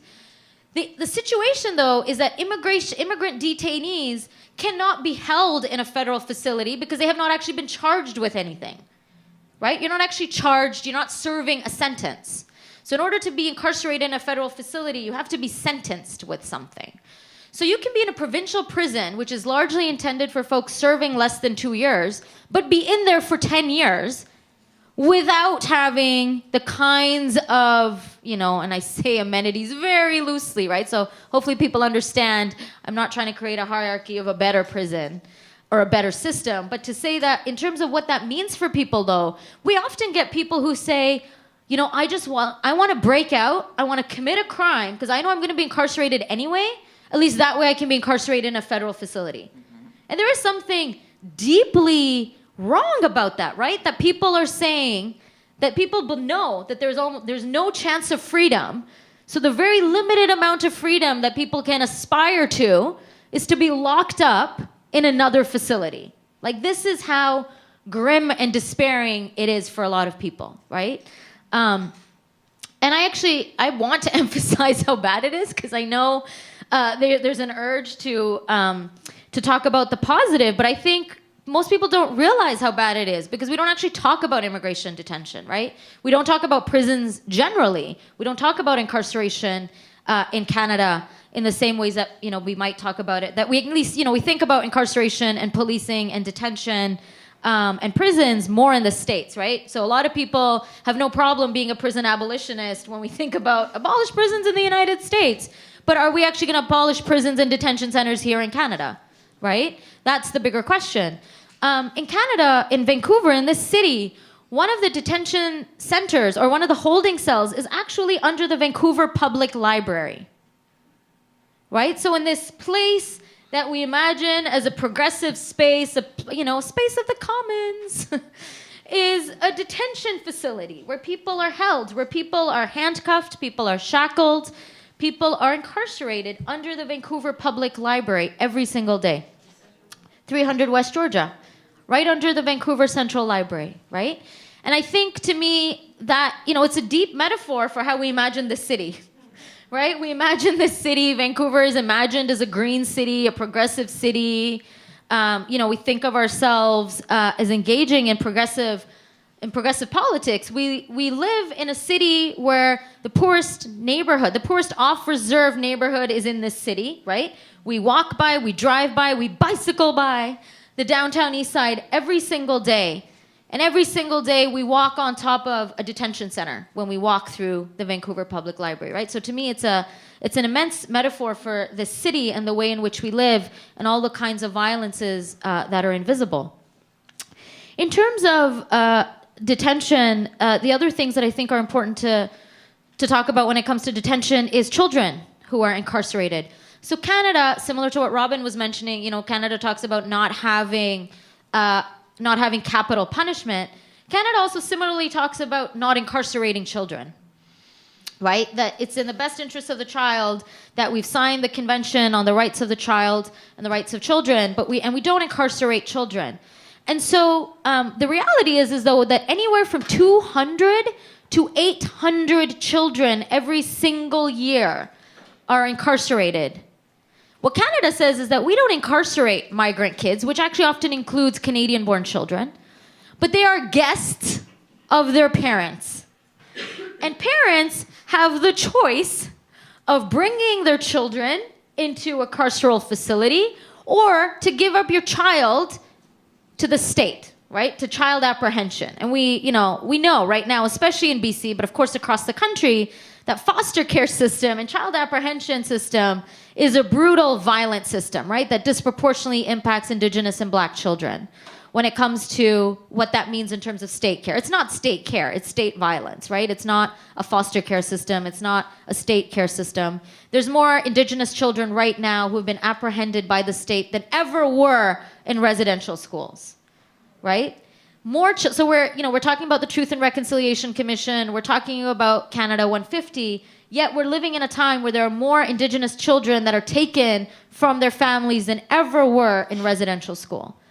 And so migrant families are told the same thing, right? You can bring your kids into a prison facility, into a detention facility, or you can give your children up voluntarily, right? And anyone here who is a caregiver or a parent, imagine that choice. It's a false choice. There's no choice, right? You're going to do what you can to keep your child with you. And so there's anywhere from 200 to 800 children incarcerated with their families at any given time in detention facilities, despite Canada saying we don't incarcerate children. There's children born in detention. Alpha Anawa is a Canadian-born child who is the son of Gloria Anawa, who's a refugee, but who came to Canada from Cameroon, seeking refugee status, seeking asylum. And fleeing, her case was based on gender persecution, right? So fleeing gender-based violence. She comes to Canada, she's incarcerated. Alpha Anawa is born in detention. He spent 3 years, his entire baby, toddler years, behind bars. And his first words were radio check. Radio check, which are the words that guards use during shift change. Those were his first words, right?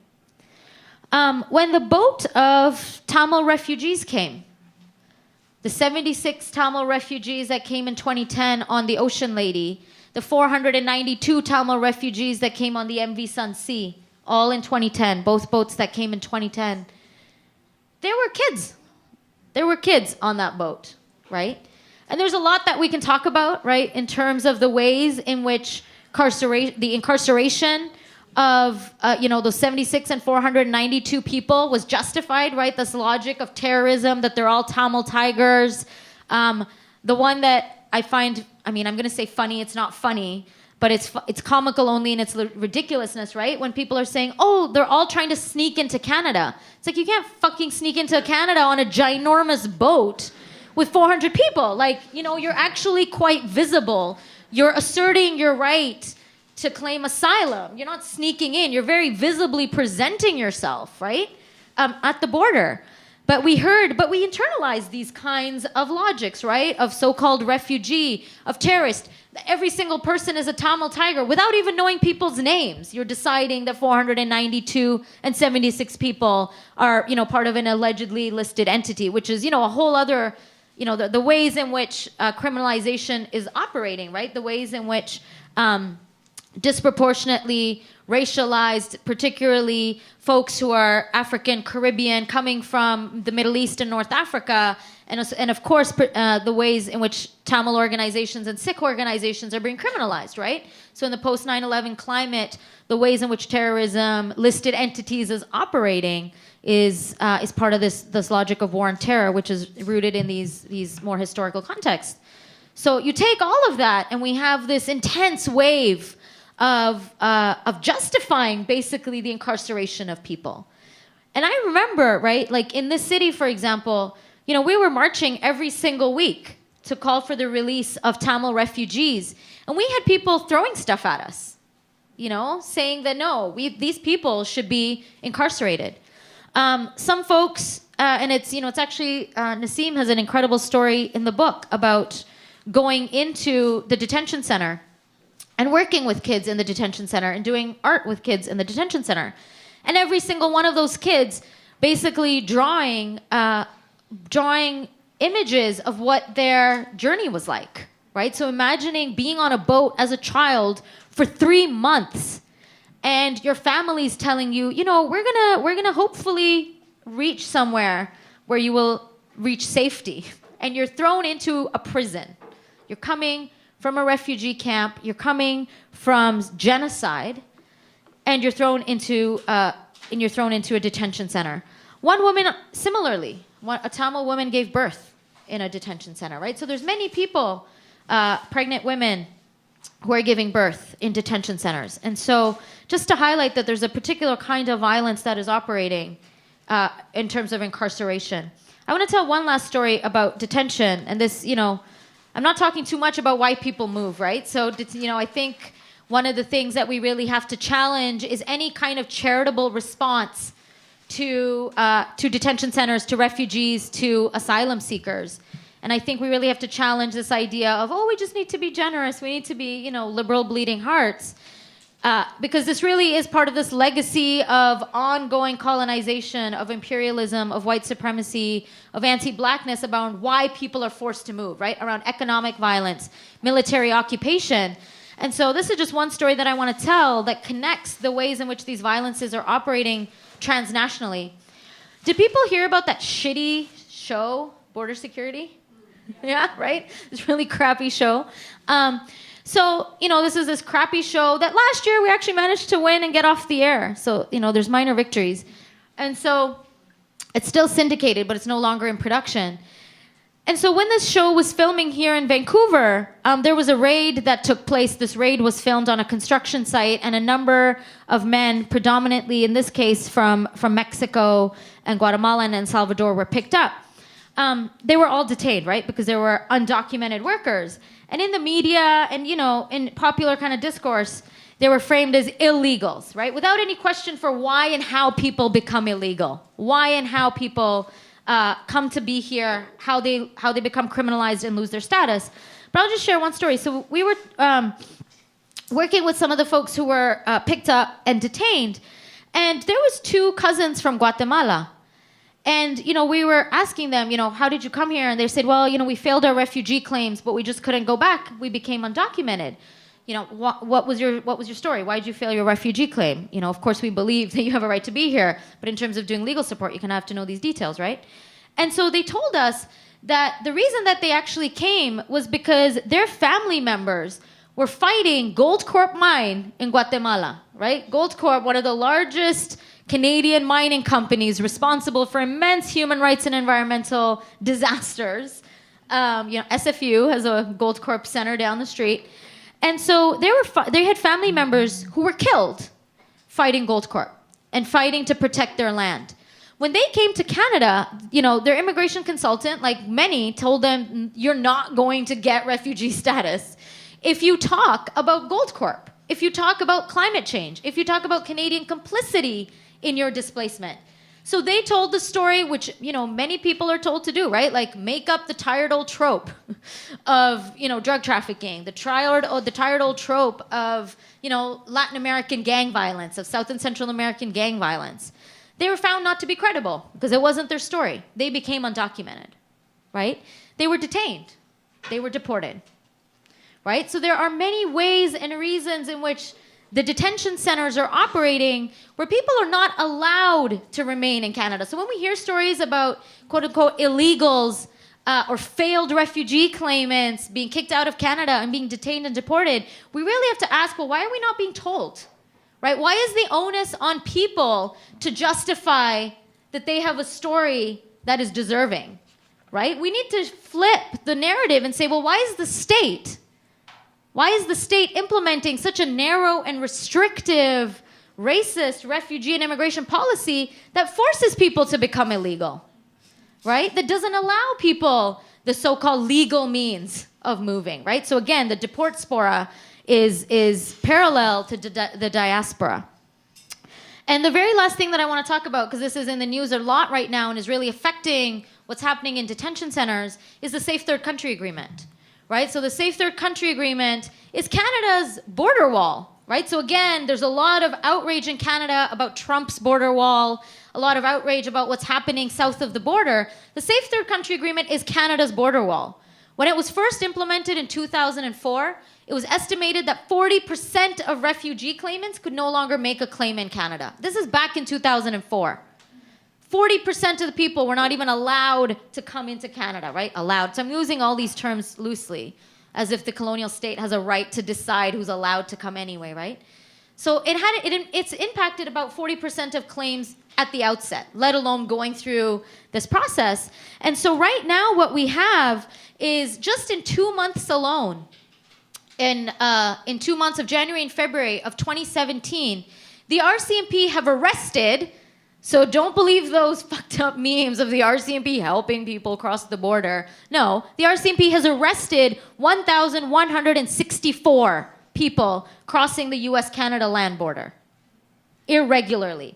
And the only reason people are forced to cross irregularly, this is how illogical, but logical according to the system what it wants. What it wants is so you can, if you cross legally, quote unquote, at a land border, with some minor exceptions, you cannot claim refugee status in Canada if you're coming through the United States. But if you cross irregularly, so there's an incentive to cross irregularly, to cross under very dangerous circumstances, right? So we've seen the really dangerous circumstances that people are crossing through in snowstorms with severe frostbite. Then you can make a refugee claim. So the state is actually forcing people to cross irregularly. And then the RCMP arrests 1,164 people in 2 months alone. In BC, the RCMP have arrested over 270 people. 270 people. And most of the people that we're talking about, that we've talked to here, are coming from really particular countries, right? So people are crossing, if we're looking at it nationally, people are disproportionately crossing from Somalia, from Syria, from Iraq, from Turkey, and overwhelmingly when they're coming from Turkey, it's Kurdish people, from Djibouti, from Nigeria, from Ghana, from Mexico, right? So these are countries, if we're looking at forms of historic and contemporary forms of violence, of economic and political and imperial violence, if we're looking at anti-black violence, these are folks that are coming from these particular legacies, right? Overwhelmingly, when we're looking at the Manitoba border from Somalia, right? So the impacts that black Muslims are facing, right? The double violences of being black in America, of being Muslim in America, and fleeing.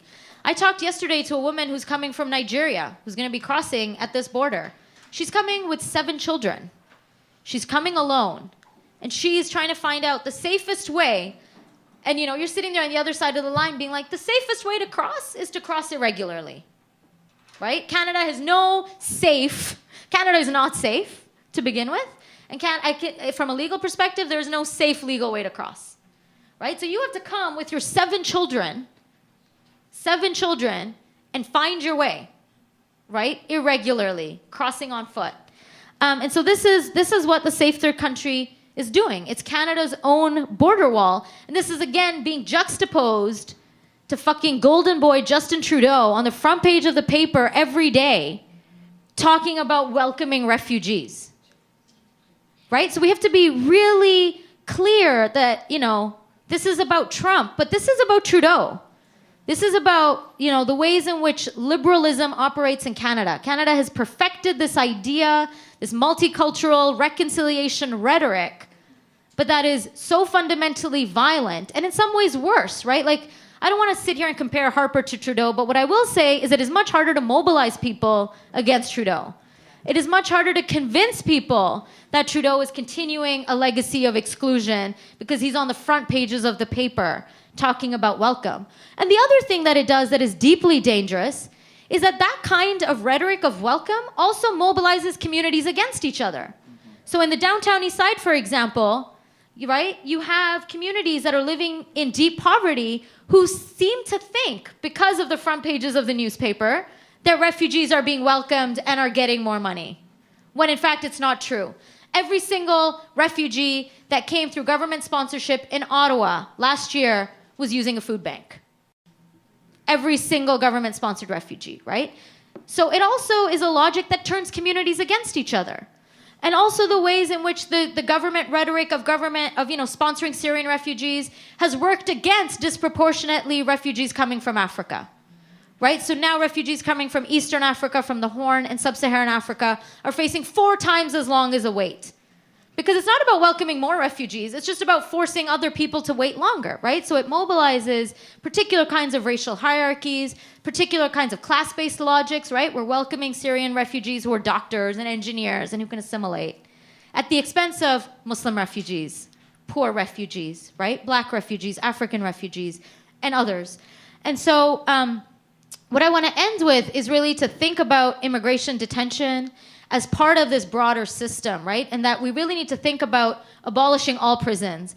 And that it is really important not to feed into a logic of who's a good immigrant, to not feed into the logic of, well, immigrants aren't criminals, because actually because of double punishment, which actually Robyn in the book talks about is triple punishment, because there's the first punishment of being surveillanced, then the double punishment of being incarcerated, and then the triple punishment of being deported, right? So we have to think about the ways in which these systems are working together, that it is so important not to think about immigration and good immigrants and desirable immigrants, and to really center those who are the most criminalized, who are those who are deemed the most undesirable, right? What does that mean for single mothers who are being detained because they're not performing in the wage economy, right? To really think about what it means for people who are disabled or differently abled and are not working and are being detained, right? And are more easily detained because they're seen as not desirable. And so for me, if we're going to disrupt detention, we have to think about the ways in which that operates psychologically as well. Gloria Anzaldúa, the Chicana writer, she talks about borders as not just being physical landscapes, but as being psychological and social landscapes as well. And so to me, the project of abolishing detention is part of the idea of how do we abolish all the ways in which we're thinking about exclusion and desirability, right? And to think about that in every sphere, and to look at the ways in which detention is part of this broader system of exclusion that's operating here on Turtle Island. Thank you.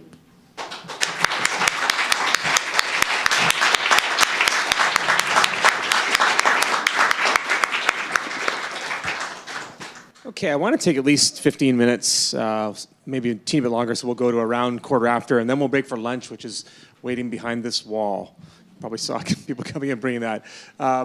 Because I'm sure people have some questions. And we do have 2 microphones. We'll use the mics so they can be picked up. Huyen's got one over there, and I've got one over here. So any questions at all that wants to get us going, by all means.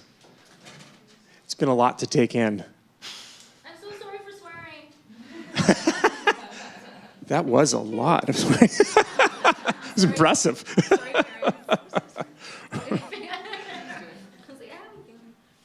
Yes, great. Thank you to you all for your presentations. They are wonderful. My question is specific for Silky. I come from the Northern Triangle. I am from El Salvador, and you briefly mentioned it while you were speaking. Mm-hmm. And I noticed that a lot of the rhetoric used to describe these people was the word migrant. And I can attest to the huge levels of violence that people are experiencing, and I can say that most of them are asylum seekers. Mm-hmm. And I was wondering how this rhetoric of classifying them as migrants and not as refugees or asylum seekers condones the public accepting the imprisonment of these people in detention centers. Yeah, absolutely. No, there's a lot of, it's interesting. You have the refugee process is completely separate from the immigration process in the U.S. So you have the Department of Homeland Security that has Immigration and Customs Enforcement and Citizen and Immigration Services, which is what will determine whether you have asylum status or not. And then under Health and Human Services, you have the Office of Refugee Resettlement, which we take in like barely anybody. Like, let's be really honest about the U.S. has some of the lowest numbers in terms of refugee assistance. And so under Trump right now, there's definitely this sort of push with the executive orders to just lower that number. And we've already this year taken in, so for this fiscal year, 30,000 refugees. And I think the cap right now is at 50. So that's what this is going to look like for the U.S. with, more than 300 million population. So I think the struggle within our, because the U.S. is so big in these civil forms of sort of organizing and, they're just so compartmentalized. You have a whole group of people working on refugee assistance, and then you have a whole group of people working on asylum seekers or people with criminal convictions who are caught up in the system, or just undocumented people generally. And there's a tension around this idea. I actually said, when I said Haitian refugees, all those folks are asylum seekers. That's the reality. That's what they are. But we're pushing this idea that actually we should view folks as refugees. And the reality is, folks from the Northern Triangle, the people default on asylum seeker because a lot, it comes from a very legal-oriented background. But I think there is definitely a push to say, okay, well, what does it mean? What are the root causes of why people are coming from the Northern Triangle to the U.S.? What is the role that the U.S. has played there? And it's a really tough conversation. It's a tough conversation generally, and we definitely have the during Obama, he can do no wrong, Trudeau sort of experience. Now under Trump, it's just, things are just so toxic that actually that feels like some even more difficult, but there is. So I think the language it's tough, but there, I think in more sort of radical leftist circles, there is a push to use the term refugee more, even more so than asylum seeker or person seeking asylum, as opposed to this asylum seeker idea, right? But it's very complicated. And I know there's certain news outlets who have made certain decisions around that, but we've been pushing the narrative around refugee assistance.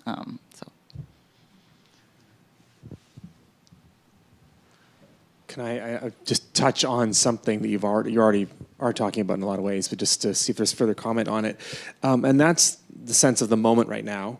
And what I'm sort of visualizing as you're talking is sort of, it's kind of like we swapped. Canada's gone from Harper to Trudeau. You guys have gone from Obama to Trump, and that's almost like a horrific trade that's been made with different consequences, obviously, materially and globally in the world in terms of imperialism because of the U.S. But still, a similar kind of thing has flip-flopped here. And Silky, you said earlier, in some ways, there's a kind of opportunity here. Yeah, because a lot of people think like, oh well, we all knew this thing was racist, we all knew this thing was imperialist, et cetera, et cetera, et cetera. It's just that there's no screen anymore. It's blatant for people who didn't see the blatancy before, unfortunately. Whereas in Canada, we're kind of going behind the cover, behind the screen now, because Pretty Boy is so pretty, and so he takes selfies with young Muslim girls and says, I'm down with this. Yeah, exactly. So I don't know if Harsha, you want to maybe even comment on Silky's comment earlier about that notion of opportunity. Where's our opportunity in Canada right now? And I feel like it's identifying those spaces like you did so clearly, mention Goldcorp, mention what's underneath the VPL, but what's our opportunity, or how do we get through the smokescreen here in Canada? And Robyn, you may have a comment on that too, actually.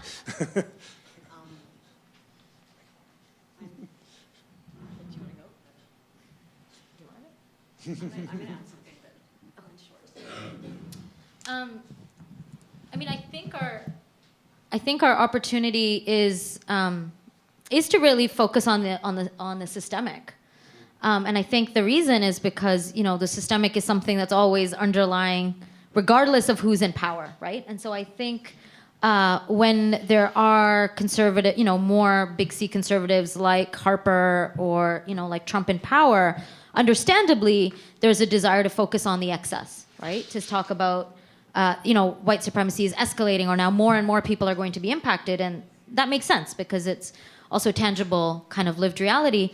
But I think in these moments of, big L liberal folks in power and states in power, I think it behooves us to focus on the systemic even more, because then we understand that these systems are in place regardless of who's in power. And also because sometimes the excesses are not there, because the ways that liberalism works is to just get rid of the layer of the excess, right? And to say, and that is the way that statecraft is intended to work under neoliberalism and liberalism. And so the systemic in terms of white supremacy, anti-blackness, settler colonialism, I think, for example, looking right now, we're in this era of Canada 150. And so the ways in which, there's many, but I'm just talking, many forms of resistances, but in particular, the level of Indigenous resistance to Canada 150 and reconciliation, right? To say that the state is not going to get away with talking about reconciliation when land continues to be stolen, when pipelines continue to be built, when kids continue to be apprehended. So I think talking about the systemic, and by saying that these are not contradictions, actually. And I think that's the other thing that's important, is that, we don't hold Trudeau's feet to the fire. I understand why it makes sense in terms of a public narrative, but I think it's important to not just say, well, Trudeau says he's a climate hero and he's still signing pipelines. Let's hold him to his promise. It's like, well, no, that's how liberalism works. It's intended to be contradictory. It's intended to say one thing and do another. So I think it's more important not to, hold his feet to some kind of alleged promise, because he was never meant to keep it. But it's to say that actually these are the kinds of violences. This is why you can't trust the state, because they're not going to do what they say. So I think there's a slight difference there. But I think it's important to highlight the systemic and to highlight that the contradiction is in fact the way liberalism works. The only thing I want to add to that is just like looking to compare Canada and the United States. Like Canada has always, especially in moments like this, really capitalized on the notion that you see we're not as bad as the United States. Like even if you look at looking back to the Underground Railroad, and Canada was receiving all of these liberated and enslaved black people, but at the same time they're putting them into segregated schools. You had these black vigilance committees at the border who were getting arrested whenever they would rescue young black kids from like slave catchers that had come across the border. So I think we always have these moments, especially in terms of like extremely visible, acute, and American racism, for Canada to really retreat into this like its classic role of like the Underground Railroad, or like just as a place of relative benevolence. And I think that like it's in these moments especially that we need to look back at that history of doing that exact, like re-articulating that exact same politic almost every time, looking at the like uniquely Canadian ways that we've always sort of had this same like extremely violent response that manages to fly under the radar. And I think it's like really looking for those moments and exposing that, because like Harsha said, it is this continuous state violence, even though Canada has really for hundreds of years like really articulated itself based on the fact that we're different than the United States, while just doing like a more lower level but constantly an intensive invasive violence in people's lives. So yeah, I think it's kind of interesting to look back to different moments where that's happened as well. Like if you're talking about even like how there's these like black migrants crossing from the United States in Manitoba now, like in Emerson, Manitoba as well, like in the early 1900s, there's all these Oklahoman black migrants that were fleeing the Ku Klux Klan and trying to get into Canada. Yeah, crossing exactly right there. And you had all these like news media outlets showing up at the border and saying, keep the black demon out of Canada, and all these things. But you also had this kind of celebration of like, look, they're coming to this relatively safe place. And that same year, in order to like Canada's response was to actually allow them technically, because they didn't want to create, again, this public relations nightmare, but they literally paid like black doctors to go to Oklahoma to tell these like would-be people that were fleeing Klan violence that women would be forced to like strip naked in front of immigration officers, that people might die if they were actually to reach Canada. So I mean, you have this official rhetoric where again Canada was this welcoming place for these black migrants that were fleeing like populist and state persecution, and then you have the sort of under the woodworks like extreme levels of violence that are still being leveled at people. So I think we just need to stay like particularly aware, I guess, to how that's used.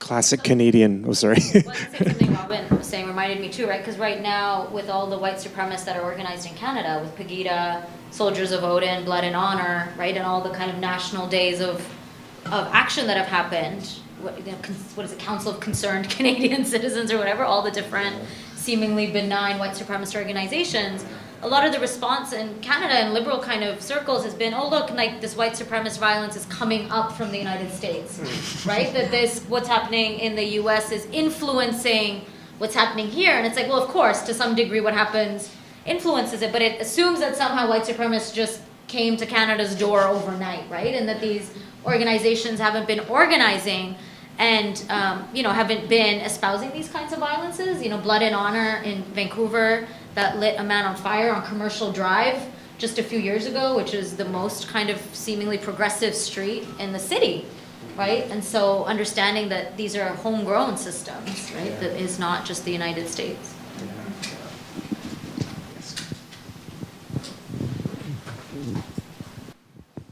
I just wanted to ask you guys a question in relation to what you guys were just talking about right now. When the incident with respect to like Trudeau, right? You had a community organizer, our sister Yusra in Toronto, right, at a public rally, and she, called out Justin Trudeau and called him a white supremacist terrorist, right? And like, I want you guys to speak to like the way in which those organizations that consider themselves to be progressive, but more so liberal than they are anything else, right? Like the Huffington Post. They allowed for the publication of an article that basically was trying to say, look, it's time for, Yusra to step down as an organizer in the community. And the kind of real kind of, the analysis that Yusra was putting forward was, Kayla Leach and those people aren't the only white supremacists in the society. These homegrown Canadian values folks. But how does our Prime Minister reproduce those same issues? But when people call him out on this, what happens is this vilification that's taking place by not the right only, but by the so-called liberals that consider themselves to be a progressive voice.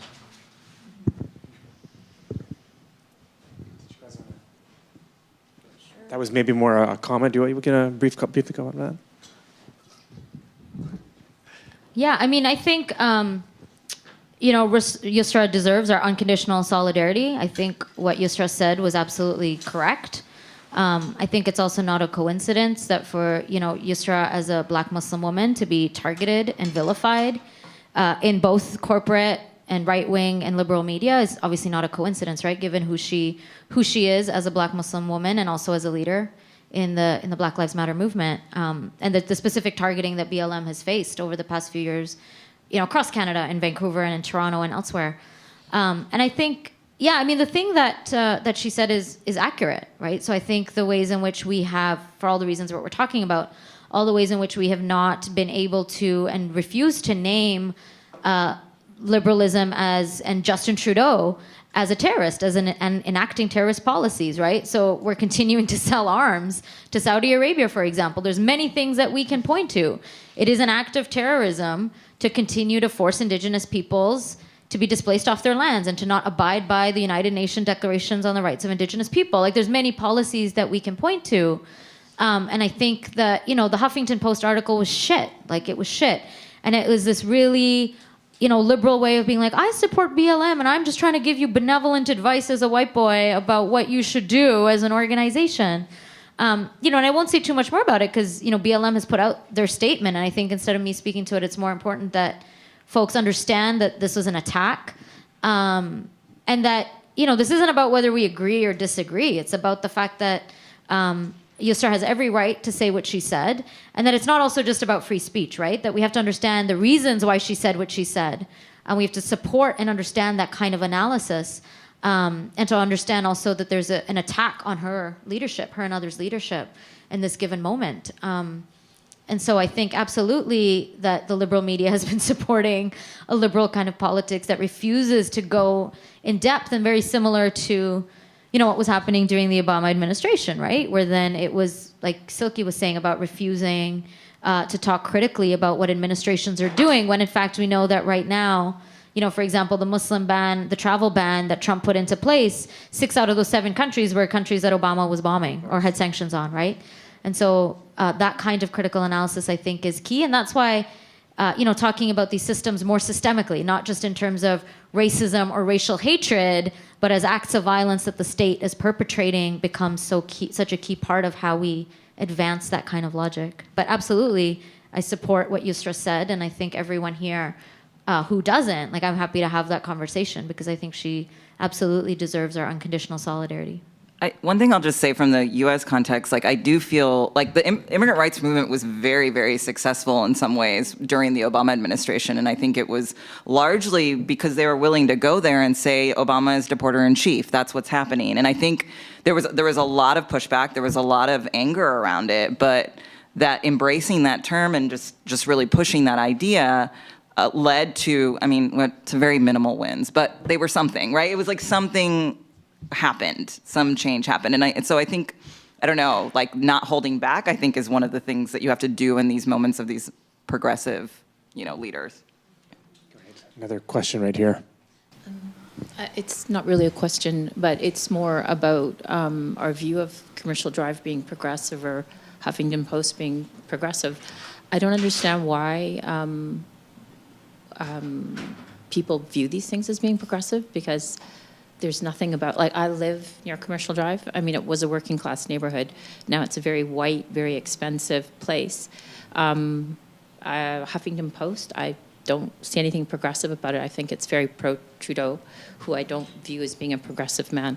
I think, and Obama, I had nothing but difficulties with a lot of his policies.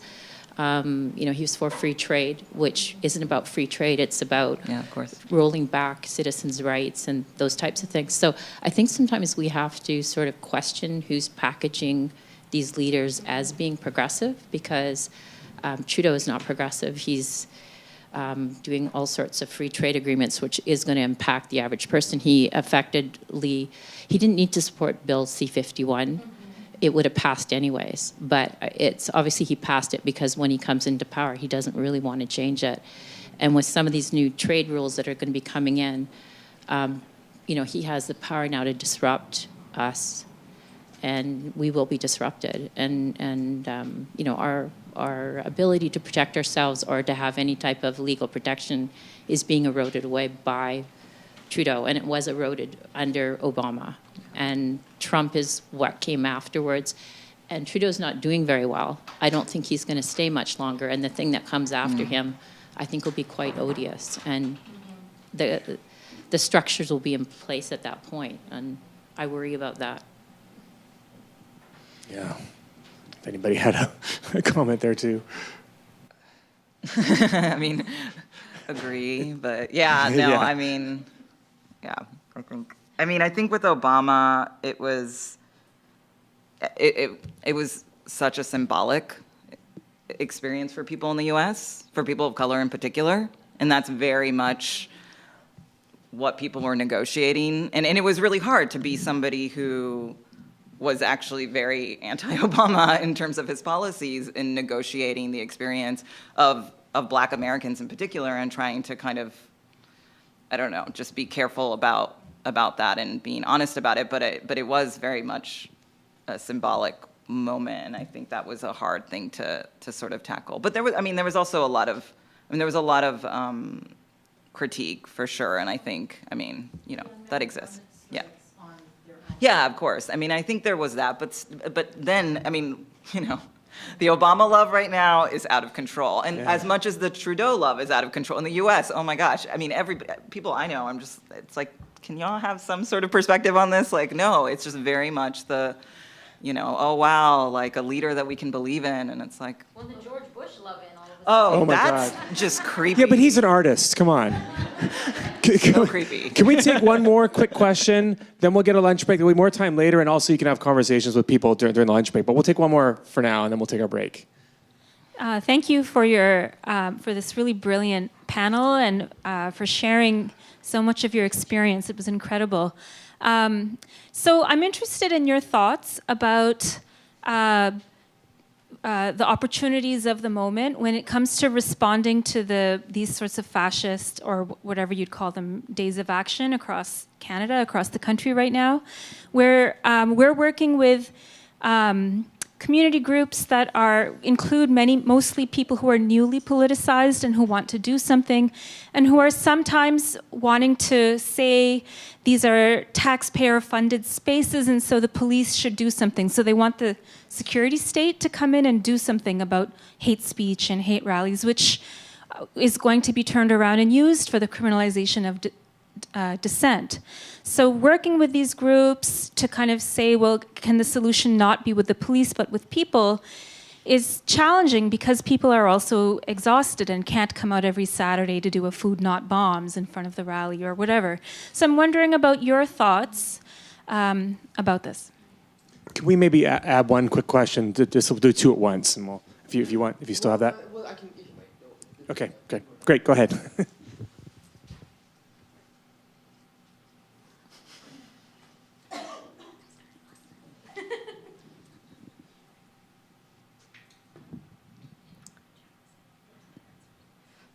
I don't know. I feel like that's a hard one because there is that instinct often of like the solution of like pushing for more security, but I just like so many hundred years of history have taught us that never works. Like even if you look at like, I don't know, I'm thinking about like early Black kind of more like respectability politics style organizing of like trying to say like we're not criminals, we're upstanding citizens. Like it's never worked for Black communities to try to like bring in policing as if it would only affect some or like undesirable parts of the population. It's like always used against it. Like I noticed actually after the mosque shootings that happened in Quebec City, then the police were actually starting to go after people that were posting hate speech just generally on Facebook. And I remember thinking, like, much as we really need to, much as I really support there not being white supremacist violence on Facebook and things like that, I think the police having the ability to go after and actually like threaten with arrest people that have posted like political, even really hateful things on Facebook that aren't threatening. I just think that sets like an enormously really scary status quo for their ability to do that when people are because we know that it's always like this is so temporary. This moment where we're looking at white people and white supremacist violence as harmful, and I think we have these tiny moments after we see like moments of racial violence, and it always jumps back so quickly to racialized populations. So I think like it's really important we don't take this tiny pocket of time when we're looking at white supremacist violence as even existing and push for more repressive measures when we know how quickly that's going to turn back against us like immediately and so much more harshly and punitively, and it won't just be lip service, but it'll be like long and prolonged and extended. So I think it's just really looking at like the history of how that has never really worked for communities that are, you know, like there is white solidarity in the sense of like certain kinds of civil liberties that would never be taken away, even from like white supremacist organizers, that most definitely have and always will be continually taken away from communities of color, black communities, and indigenous communities. So I think we just need to remember that, white solidarity will probably recoup a lot of even white supremacist groups and we don't have access to that. Okay, thanks so much. Just a quick note about what's coming up. After lunch, we're going to hear from the situation in the UK, which I'm sure there were lots of overlaps and some interesting contrasts too. I did want to know two things that are coming later in the day. In the last session this afternoon, we're actually Skyping in a fellow named Kian, who's from Jamaica. Let me think about what you were saying earlier, Robyn, and who's been in detention in Toronto, and who'll be here talking to us virtually. What's that? Yeah, exactly. But he still can't go anywhere. Right? He's in that limbo state. Yeah, good. Yeah. And also, poet Cecily Nicholson will be joining us at the end of the day. She's our writer-in-residence right now at SFU, and she'll give us a couple poems just before we break for dinner. So I'm looking forward to both those things. Washrooms are just down this road, the hallway out here this way, and food behind the wall. And we'll get going again just a little after 1 o'clock. Thanks a lot.